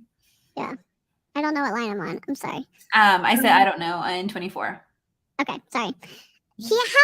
How good of a friend were you with Dr. Hill? Oh, very. Just describe, quote, very, end quote, better than Gordon Herbert? Less? How do you describe that? We traveled together for so many years. People actually, at one point, even random people at the hotel would think we were father and son, which I always thought that was funny. He didn't, but we did. We did a lot of different things together, both in and outside of work. Disney trips, just regular interaction. Did he live down near your neck of the woods as well? Did he live in Spanish Fork and you lived in Springville? Yes. Did you see him? At his home, yes. Now, after he left the company, did your ability to see him, did it get cut down? Did you see him in person much? No, hardly at all. Were they going to Disney by themselves, or like did they have Probably with their children, families. or- I mean, I hope it's with their families. And I mean, if they had kids, I mean, I'm not going to lie. I will go to Disney in a I heartbeat. will go to Disney, but yeah. Yeah, I will. too. And I'm, I know some people hate on adults for going there, but like, I'm not trampling any children. I'm just paying my fee, and like, we're not being Right. a-holes. We're It's just for being everybody. normal. Yeah. Yep. Last time I went to Disney was 2017, I think. It was great. Yeah. Or 18. Can't remember. I'm just curious. Yeah. If this grandpa and adult. Yeah, and the way that the lawyer was asking questions, I was like, how is very? Like, what's very close mean? Like, and I'm like, this could be taken in a different context, but I guess it just means that they were good buddies, which is cool. Yeah. Okay. Where are we? I think line 11. Okay. Did he live down near your neck of... Oh, wait, no, I read that. Now, after he left hardly the at all. company... Yeah. Wait, which line? 17? 20, I think. Okay, sorry. So when he left, I just want you to assume he left. Let's say October 15th of 2000. Let me see if I remember this. He gave notice to the company, October 1st, 2007, but he stayed around to travel with you until October 15th. Is that correct? He did. So, during the 2 weeks notice period, there were some events that you and he went and spoke at on behalf of Young Living. Is that correct? Correct. Let's say his last day was October 15th. Between October 15th of 2017 and February 9th of 2008, how many occasions did you see Dr. Hill, as you recall, in person? Did I see him in person? I only recall one. Now, the next call on exhibit number 21, page 103, line 232, is to Lil Shepherd again. It's a 1-minute call. Does that mean you're just leaving a message, or it didn't go through, or do you know? I think so, yes. And then down below that on line 235 through 236, there are some phone calls there to a phone number that ends in redacted. Do you see that? I do. And do you recognize that phone number? Oh, sorry. I can keep reading. Keep reading, DC. If I represent to you that's the number that council says is the Herbert's number, would you accept that? Yes. So, Mr. Toth, had you assumed that was Mr. Herbert's number, I'd like you to assume the same. Okay. Do you remember talking on Saturday the 9th to Gordon Herbert again? I do. So you talked to him the day before? Yes. And then you talked to him on this day? Yes. And again, what was your impression after you talked to him on Saturday, February 9th? My impression was that he was excited to discover the new oil company and that he was in with both feet. Okay. Why, in your opinion, are people excited to know about a new MLM opportunity? Well, use the word, quote, opportunity, end quote, right? It is like a new opportunity, which brings with it its risks and benefits. I think for Gordon specifically, my impression was that he was most excited because he could be free of I'll use the word, quote, baggage, end quote, that he carried at Young Living. After you talked to Lillian Shepherd and told her, did you tell her on Friday afternoon you were going to quit? Is that what you told her? I believe so, yes. And then you told Gordon Herbert already you were going to quit. Is that correct? Yes. After you told Lillian Shepherd, who you described as your mother, and Gordon Herbert, who you described as your father, did you then call to tell you were going to quit? My own parents. If you could, would you go to line 240 on page 103 of Exhibit 21? Is that your parents' number that's there ending in redacted? It is. And did you have a conversation with them for 35 minutes on that day? Yes. And why did you call your parents? To let them know my decision. That you were leaving? That I was going to leave Young Living. Yes. And then did you try to reach... I understand you went into the office on the 11th and you quit. Is that correct? Yes. Did you try to reach Mike McLean when you quit? I did. Was he in there that day when you went to quit? Not during that day, though, much later. Let me have you look at line number 243, just below this, on February 11th at 1:46 p.m. Okay. Did you identify for me earlier that that number ending in redacted is the phone number belonging to Mike McLean? Yes. Did you try to reach him on that day because he wasn't in the office in the morning? I did. What was the purpose of your call to him? As he was my boss, I felt that he should be the first person to know And did you that I was resigning. let him know? I did, but later. He wasn't around? He wasn't around. No. So you had to quit without him knowing first? Correct. You tried, but you couldn't get him. Yes. I actually found it difficult finding someone to resign to. After you quit and after you had these conversations you talked about, would you describe your next activity with doTERRA? I met with him the next day, The 12th? 12th. What did you do between the 12th and the 28th? Anything? I spent a few days at the office helping them, consulting with them on compensation structure. Sorry. So on 2/9, just to complete this, you had another call with Gordon Herbert. You had one with Mike McLean, and you talked, of course, to Lily and Shepard. And then on 2/10, you spoke to your parents. Is that right? Yes. And then on the 11th, you quit. Is that fair? Yes. Then my question is, between 2/12 and 2/28, you said you worked on the comp plan. Is that fair? It is. What else did you do besides a comp plan? I spoke with Gina on her planned event for the 28th. Okay, coordination? Coordination. What else did you do? In that time period, I took oils to Lil Shepherd. Why did you take oils to Lil Shepherd? Second mother. I wanted her to experience what I had experienced with the oils. Okay, anything else you did? Yeah, I was in the office several days just helping things going. Okay, why were you working with this comp plan? That's one of my expertise. A moment ago, earlier in your testimony, you said you were worried about the comp plan because different kind of comp plans are successful and some are not. Yes. What did you mean by that? So there were different compensation models.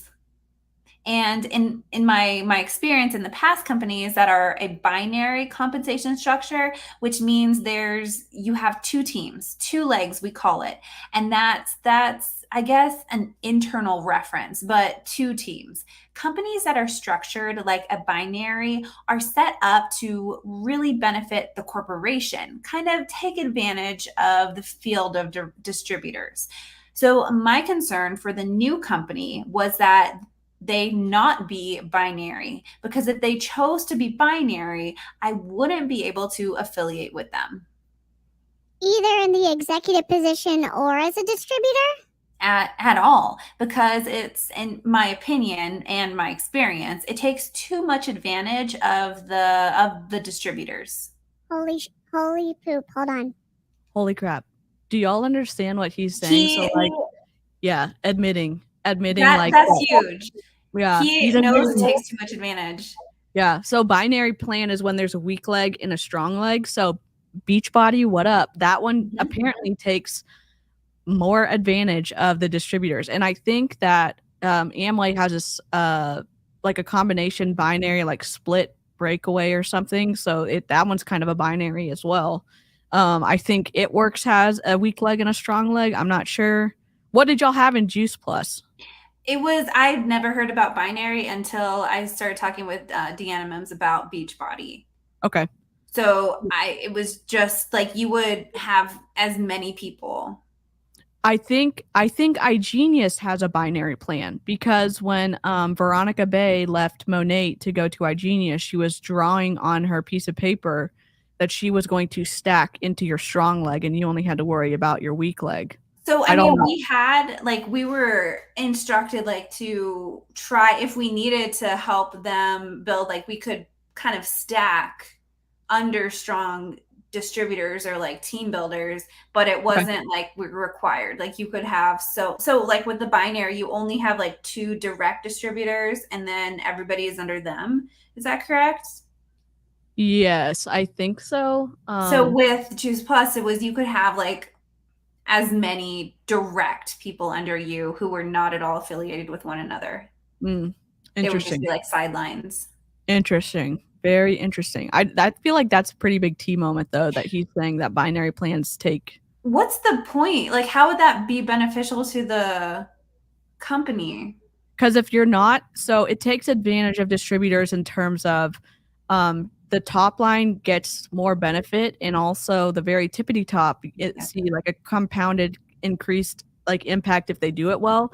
But a lot of companies who use binary plans put a lot of like restrictions on how you get paid. So if one side has to be like, so in Beachbody, one side, the weak leg has to be 1 part weak leg and then 2 part strong leg for like meeting the bonuses.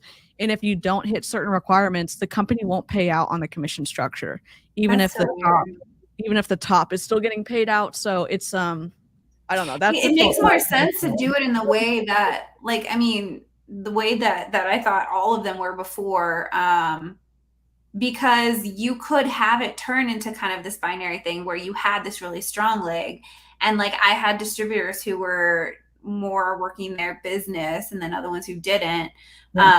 But we had that like options. Sure. So Amy said with the binary, there's a possibility that there's a lot of volume on one side, not much on the other side, and then the company won't pay out.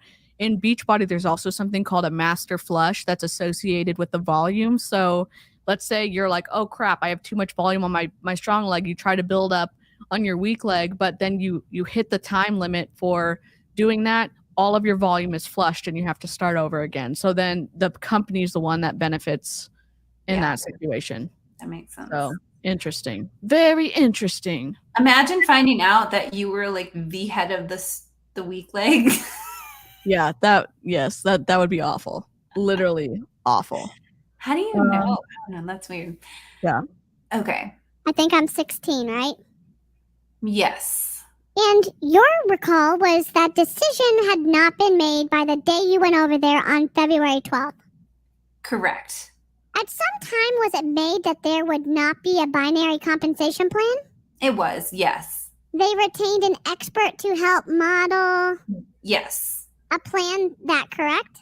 Yes. That kind of got sorted out before the end of February, as best you recall. By the end of February, it was decided. Now, the February meeting, a moment ago you said you thought Rob James learned about the February meeting from Gina Truman. Do you remember that testimony a moment ago? That Rob James learned about the meeting? I'm sorry, that Gordon Herbert learned about the meeting from Gina Truman. Yes.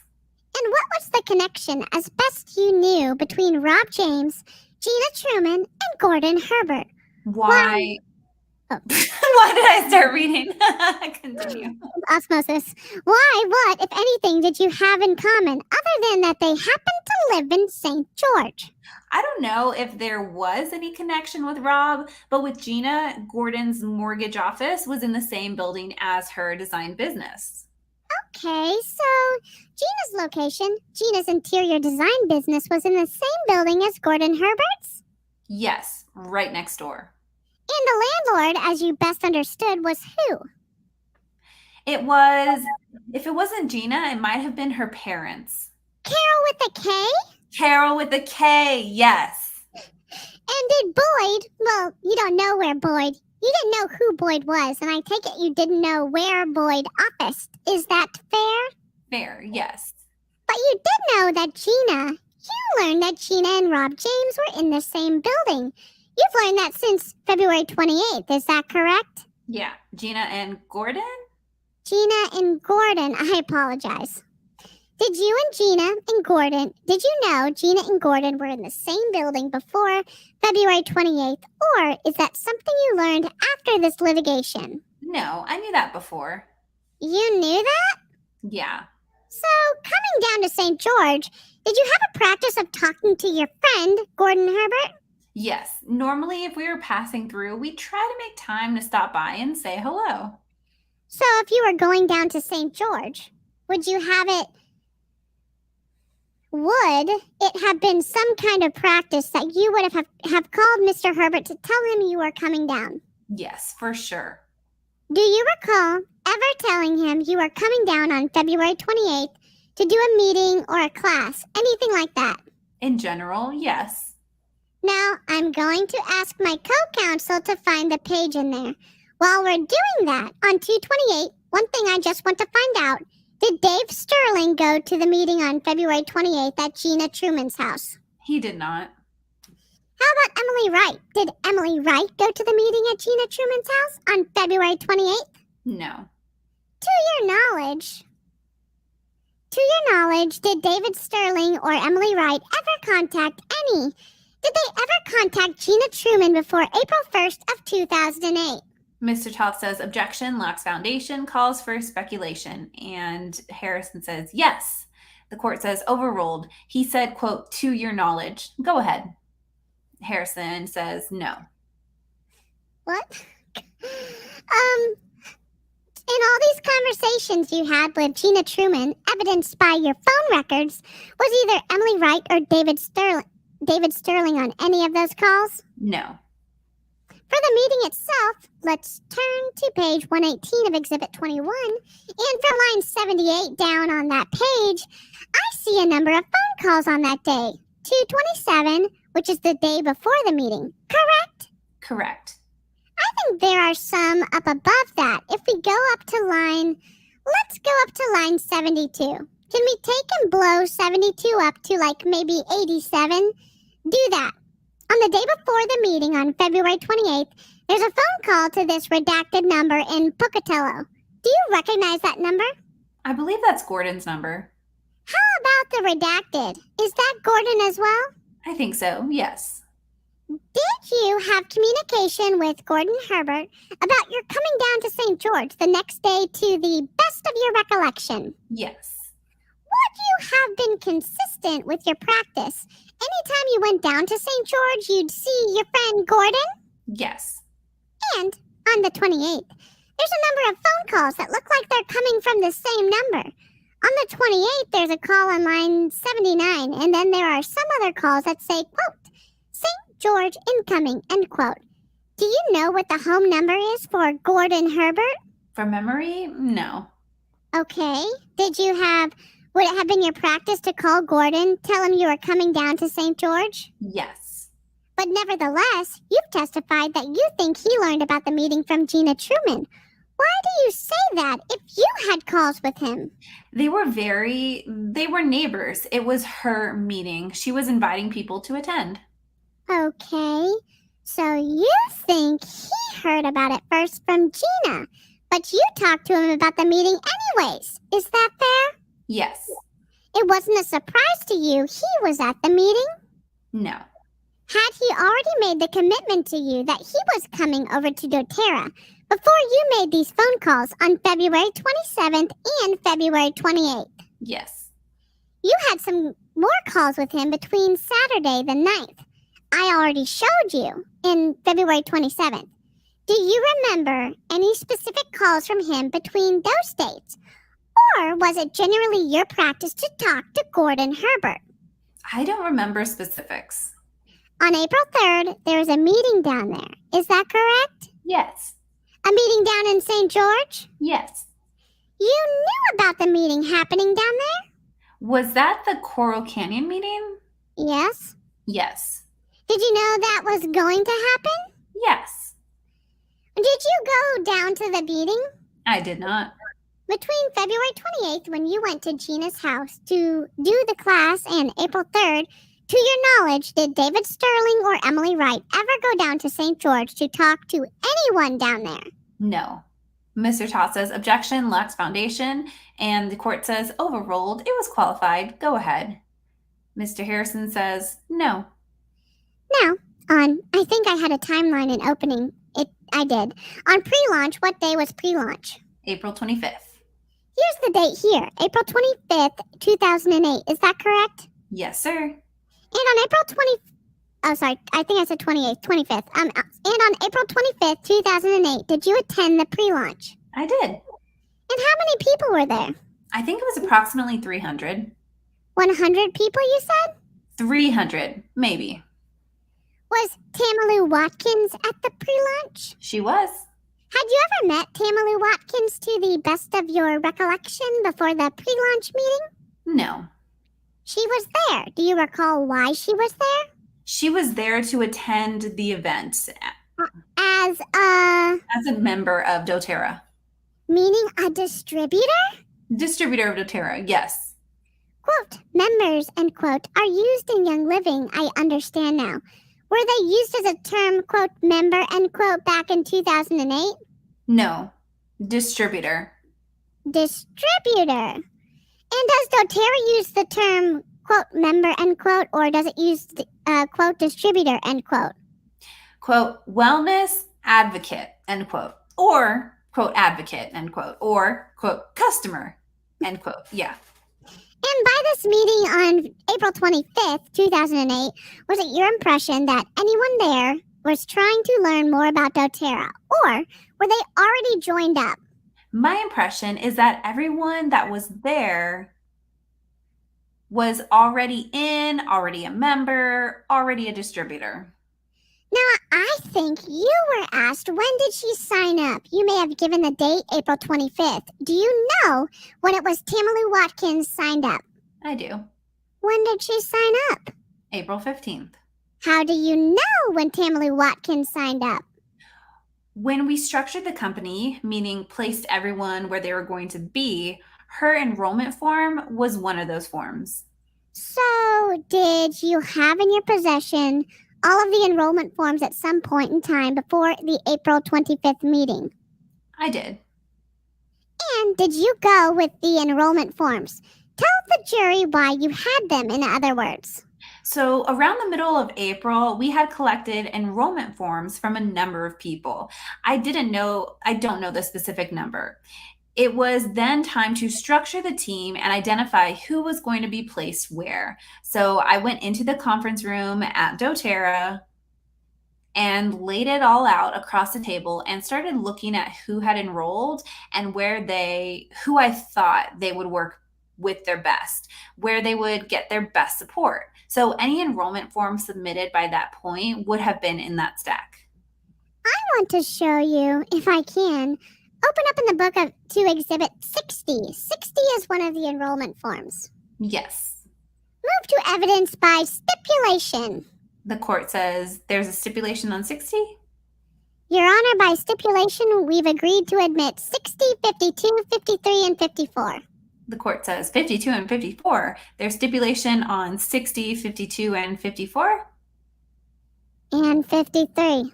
The court says 52, 53, 54, and 60. Did I get that? Yes, Your Honor.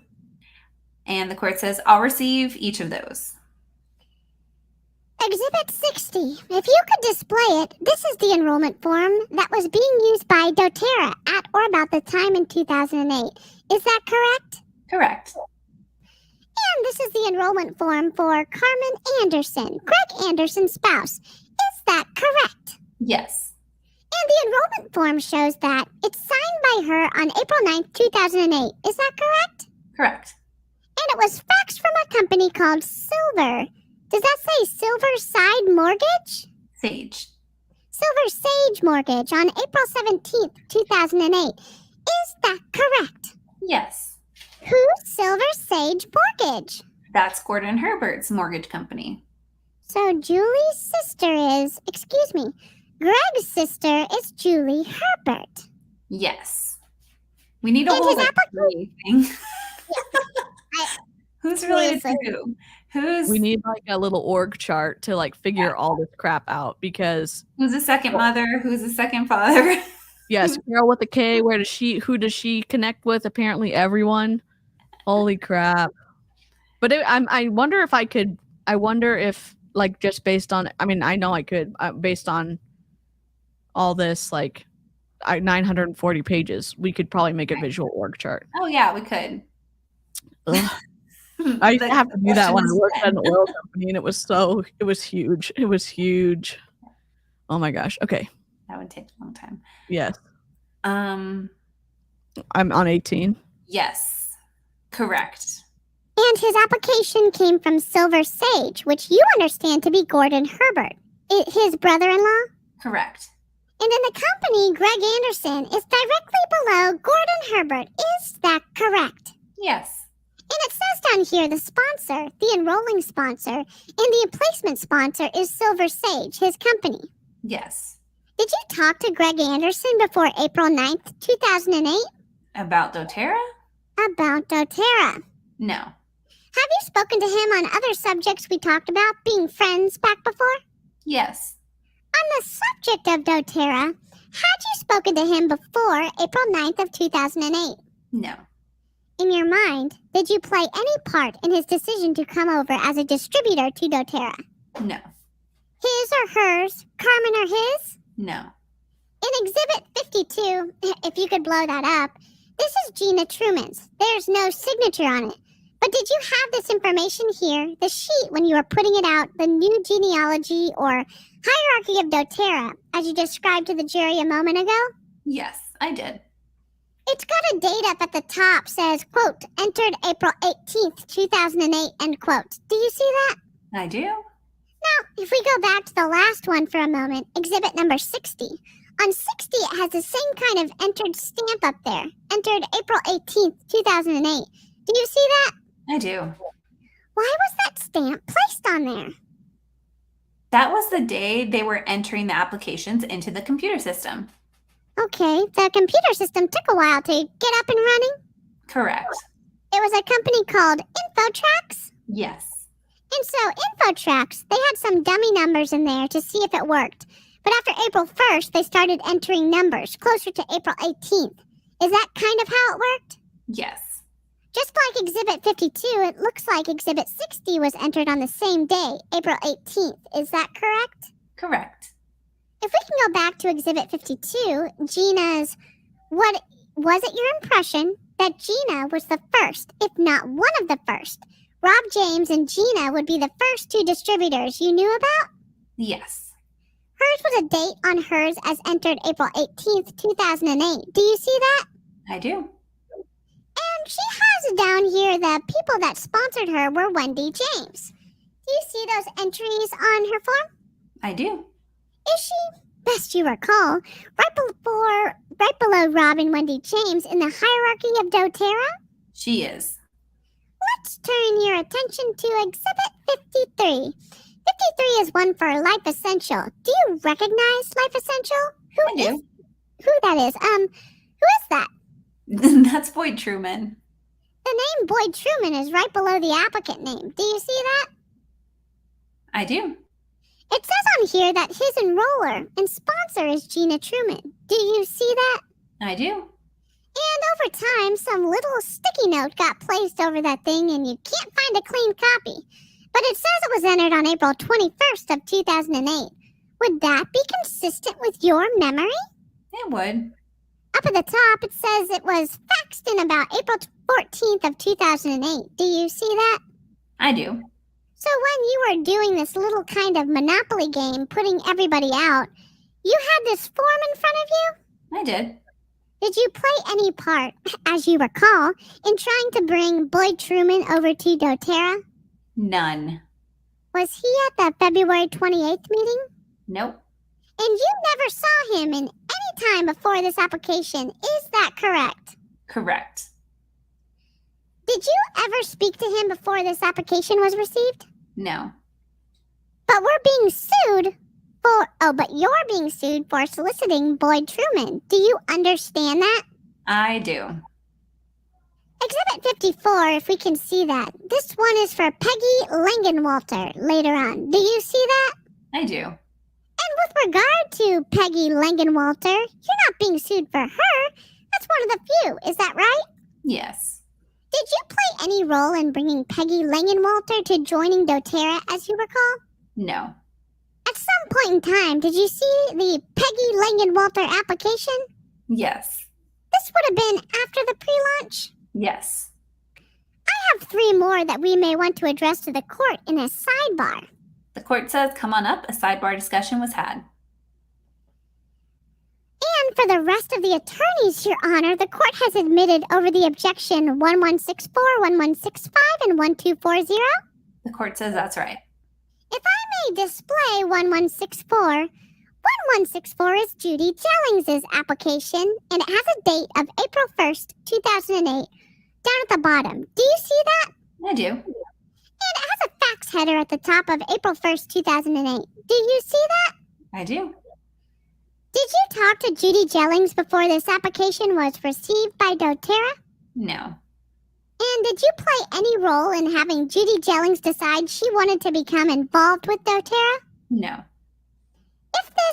Do you remember early morning on the 1st, Judy Jellings calling the doTERRA office and you being there? Yes. Do you remember if that was before? This says this was received at, I think it says 10:45 in the morning. Do you see that stamp there? I do.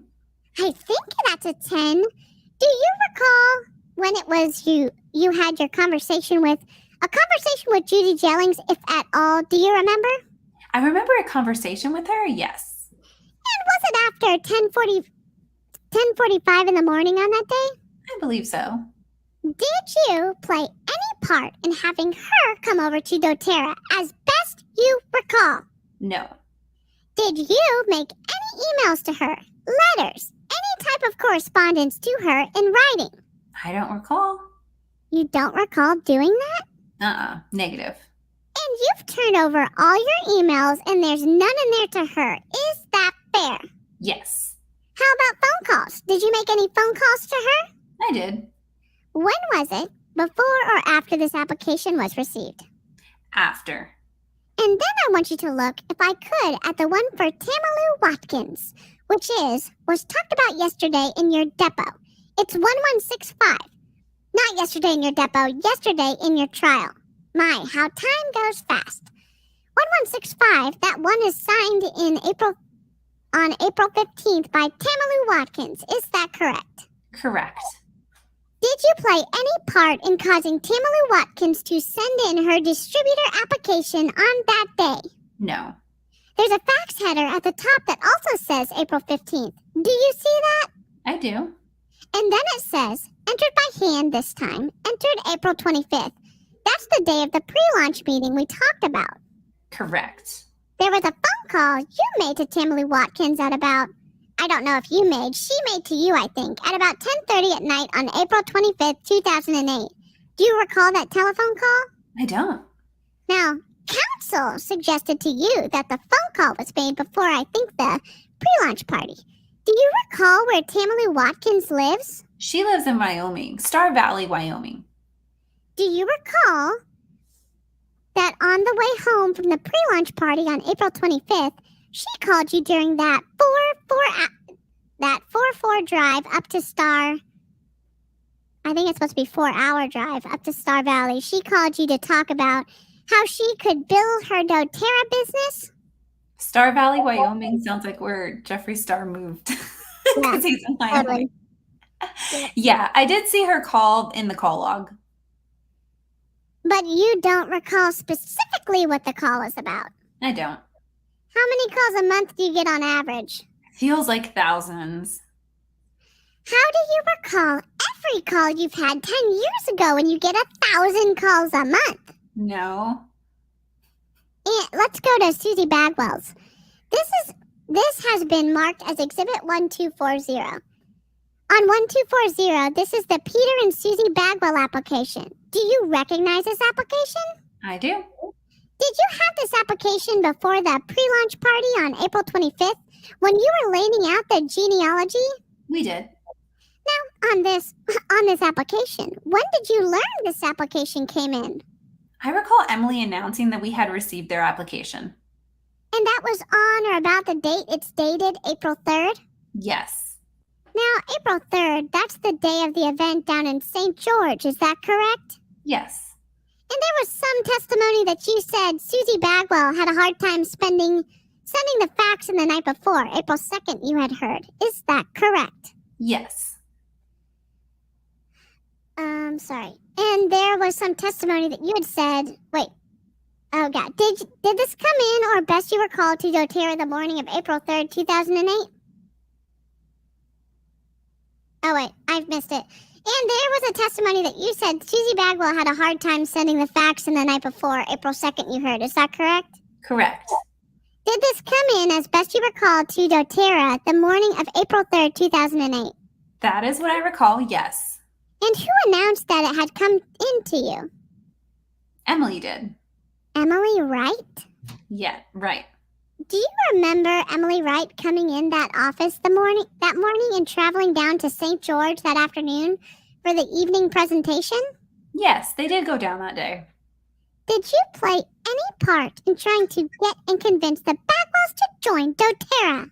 No. In the examination by Mr. Toth, in talking about the February 28th meeting, you indicated that you were making the presentation in hopes of having others in attendance join doTERRA. Do you remember that testimony? I do. Did that apply in your mind to Gina Truman? No. Why not? In my mind, she was already enrolled, already committed. Did it apply to Rob James? No. Why not? He was already in. How about Wendy James? Same. How about Gordon Herbert? Same. Was Julie Herbert at that meeting? No. Did you see Boyd Truman at that meeting? No. Was he introduced to you in any way at that meeting? No. How about Sandy Truman? Was she at that meeting? No. Let's say she testifies she was there for 10 minutes. Would you know if she was there or not there? I was never introduced to her, so no. So you never saw her and were never introduced to her? No. Did you ever ask Gordon Herbert to solicit his brother-in-law, Greg Anderson, on your behalf? No. Did you ask Gordon Herbert to solicit anyone on your behalf? No. When do you recall telling Lillian Shepard the first time about doTERRA, the new company? After the call with Gina, Rob. Sometime after the 7th, February 7th? Yeah, I think it was the next day. When you talked to her about you were going to quit, Yes. and she quit, Yes. there was a question asked to you by counsel. He said to you something to the effect of he claimed you told Miss Bagwell to have her husband apply for doTERRA, and you responded, quote, no, end quote. And then he asked you to, quote, deny it, end quote, and you said, quote, no, end quote. What do you mean by that? Did you tell Mr. Bagwell and Miss Bagwell to have her husband sign up in his name? I did not. And did you tell Susie Bagwell to have her husband sign up in his name? I did not. Did you tell either of them to have her husband sign up in his name? No. If he says to you, you denied it, is your answer, yes, I deny that, I did not tell them that? Correct. He also asked you a question that was kind of a double negative. He said, quote, you never told her, end quote, meaning Miss Judy Jellings, quote, you ought to join doTERRA, end quote. And you said, quote, no, end quote. That's a double negative. Did you ask Judy Jellings in any way to join doTERRA? I did not. Your Honor, I don't have any other questions of the witness at this time. The court says, all right, thank you. Before we start a redirect, it has been suggested that we have a brief break, if that's agreeable to everyone.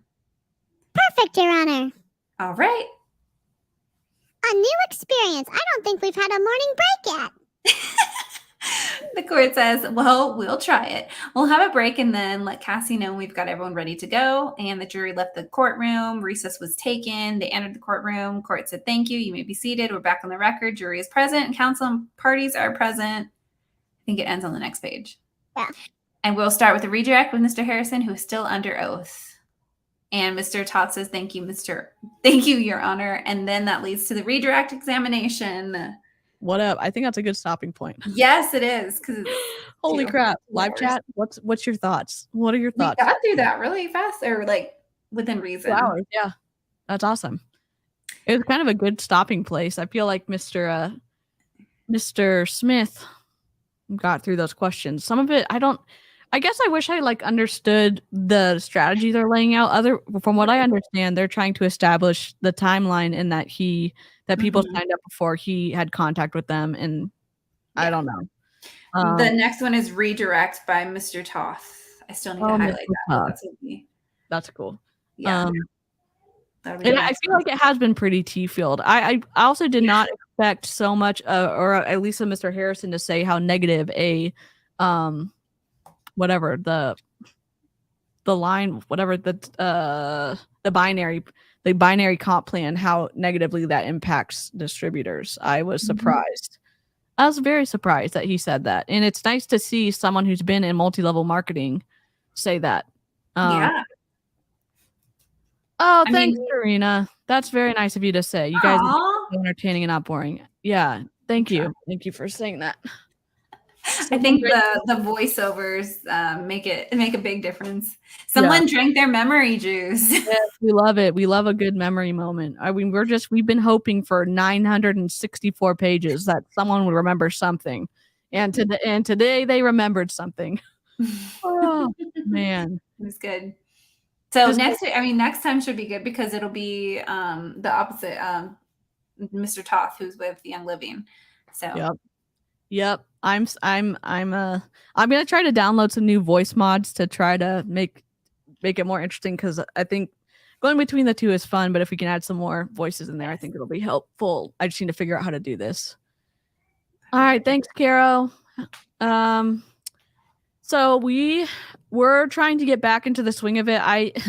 We've been having a rough week on the Instagram. So Kat was nice and let me not read anything on Wednesday because I felt like I was having like there's so much stuff going on and Sam and I'm like, this is just a side note, side tea. Yeah.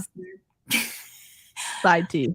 I have zero, I'm fine. Yeah. I have not been dragged into it, but just watching it from the outside. Yeah. It's been a wild week, I will just say that. And so we're trying to get back to normal. Like I like that these streams reading like the trial transcripts is not drama filled other than like we see people spilling tea on each other in a good way. And that's like a very, I don't know, it feels very chill, like, and I like that a lot. I like that a lot. Thank you guys. In Replay Crew, much non-culty love to you. We appreciate the support, appreciate the feedback, and would love to hear your thoughts. Oh my gosh, yeah, it's been wild. It's just been, there's so much. So we're not even 1/4 of the way through of this trial. We're at page 964. Almost 1/4 of the way through. And we're 1/3 of the way through this transcript. So redirect. So it goes direct, then it goes cross, then Young Living is allowed to redirect, and I think there's going to be a recross as well. Yep. So it's a whole thing. But there's 2 other witnesses in this transcript, so I don't think the redirect and the recross are going to be super long. Yeah. Mr. Harrison. They spend more time on Harrison than the next 2 ones. Yeah. Mm-hmm. Yep. Cool. Oh, I hope you're having fun on Dreamlight Valley. Yeah. Yep. Thank you, everybody. I'm going to roll the outro if I can find it. And I said that right before I was ready to do it. So I'm going to play the outro and we will catch you on the next live stream. Stay safe and please don't join an MLM. Goodbye.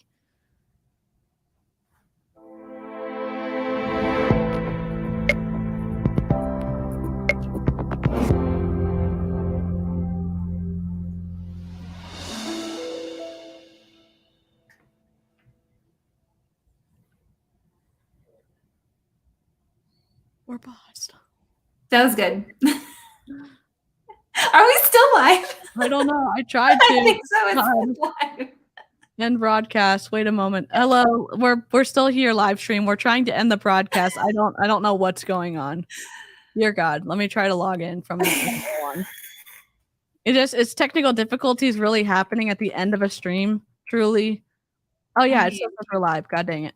Okay, let me try again. We're gonna have to cut this out.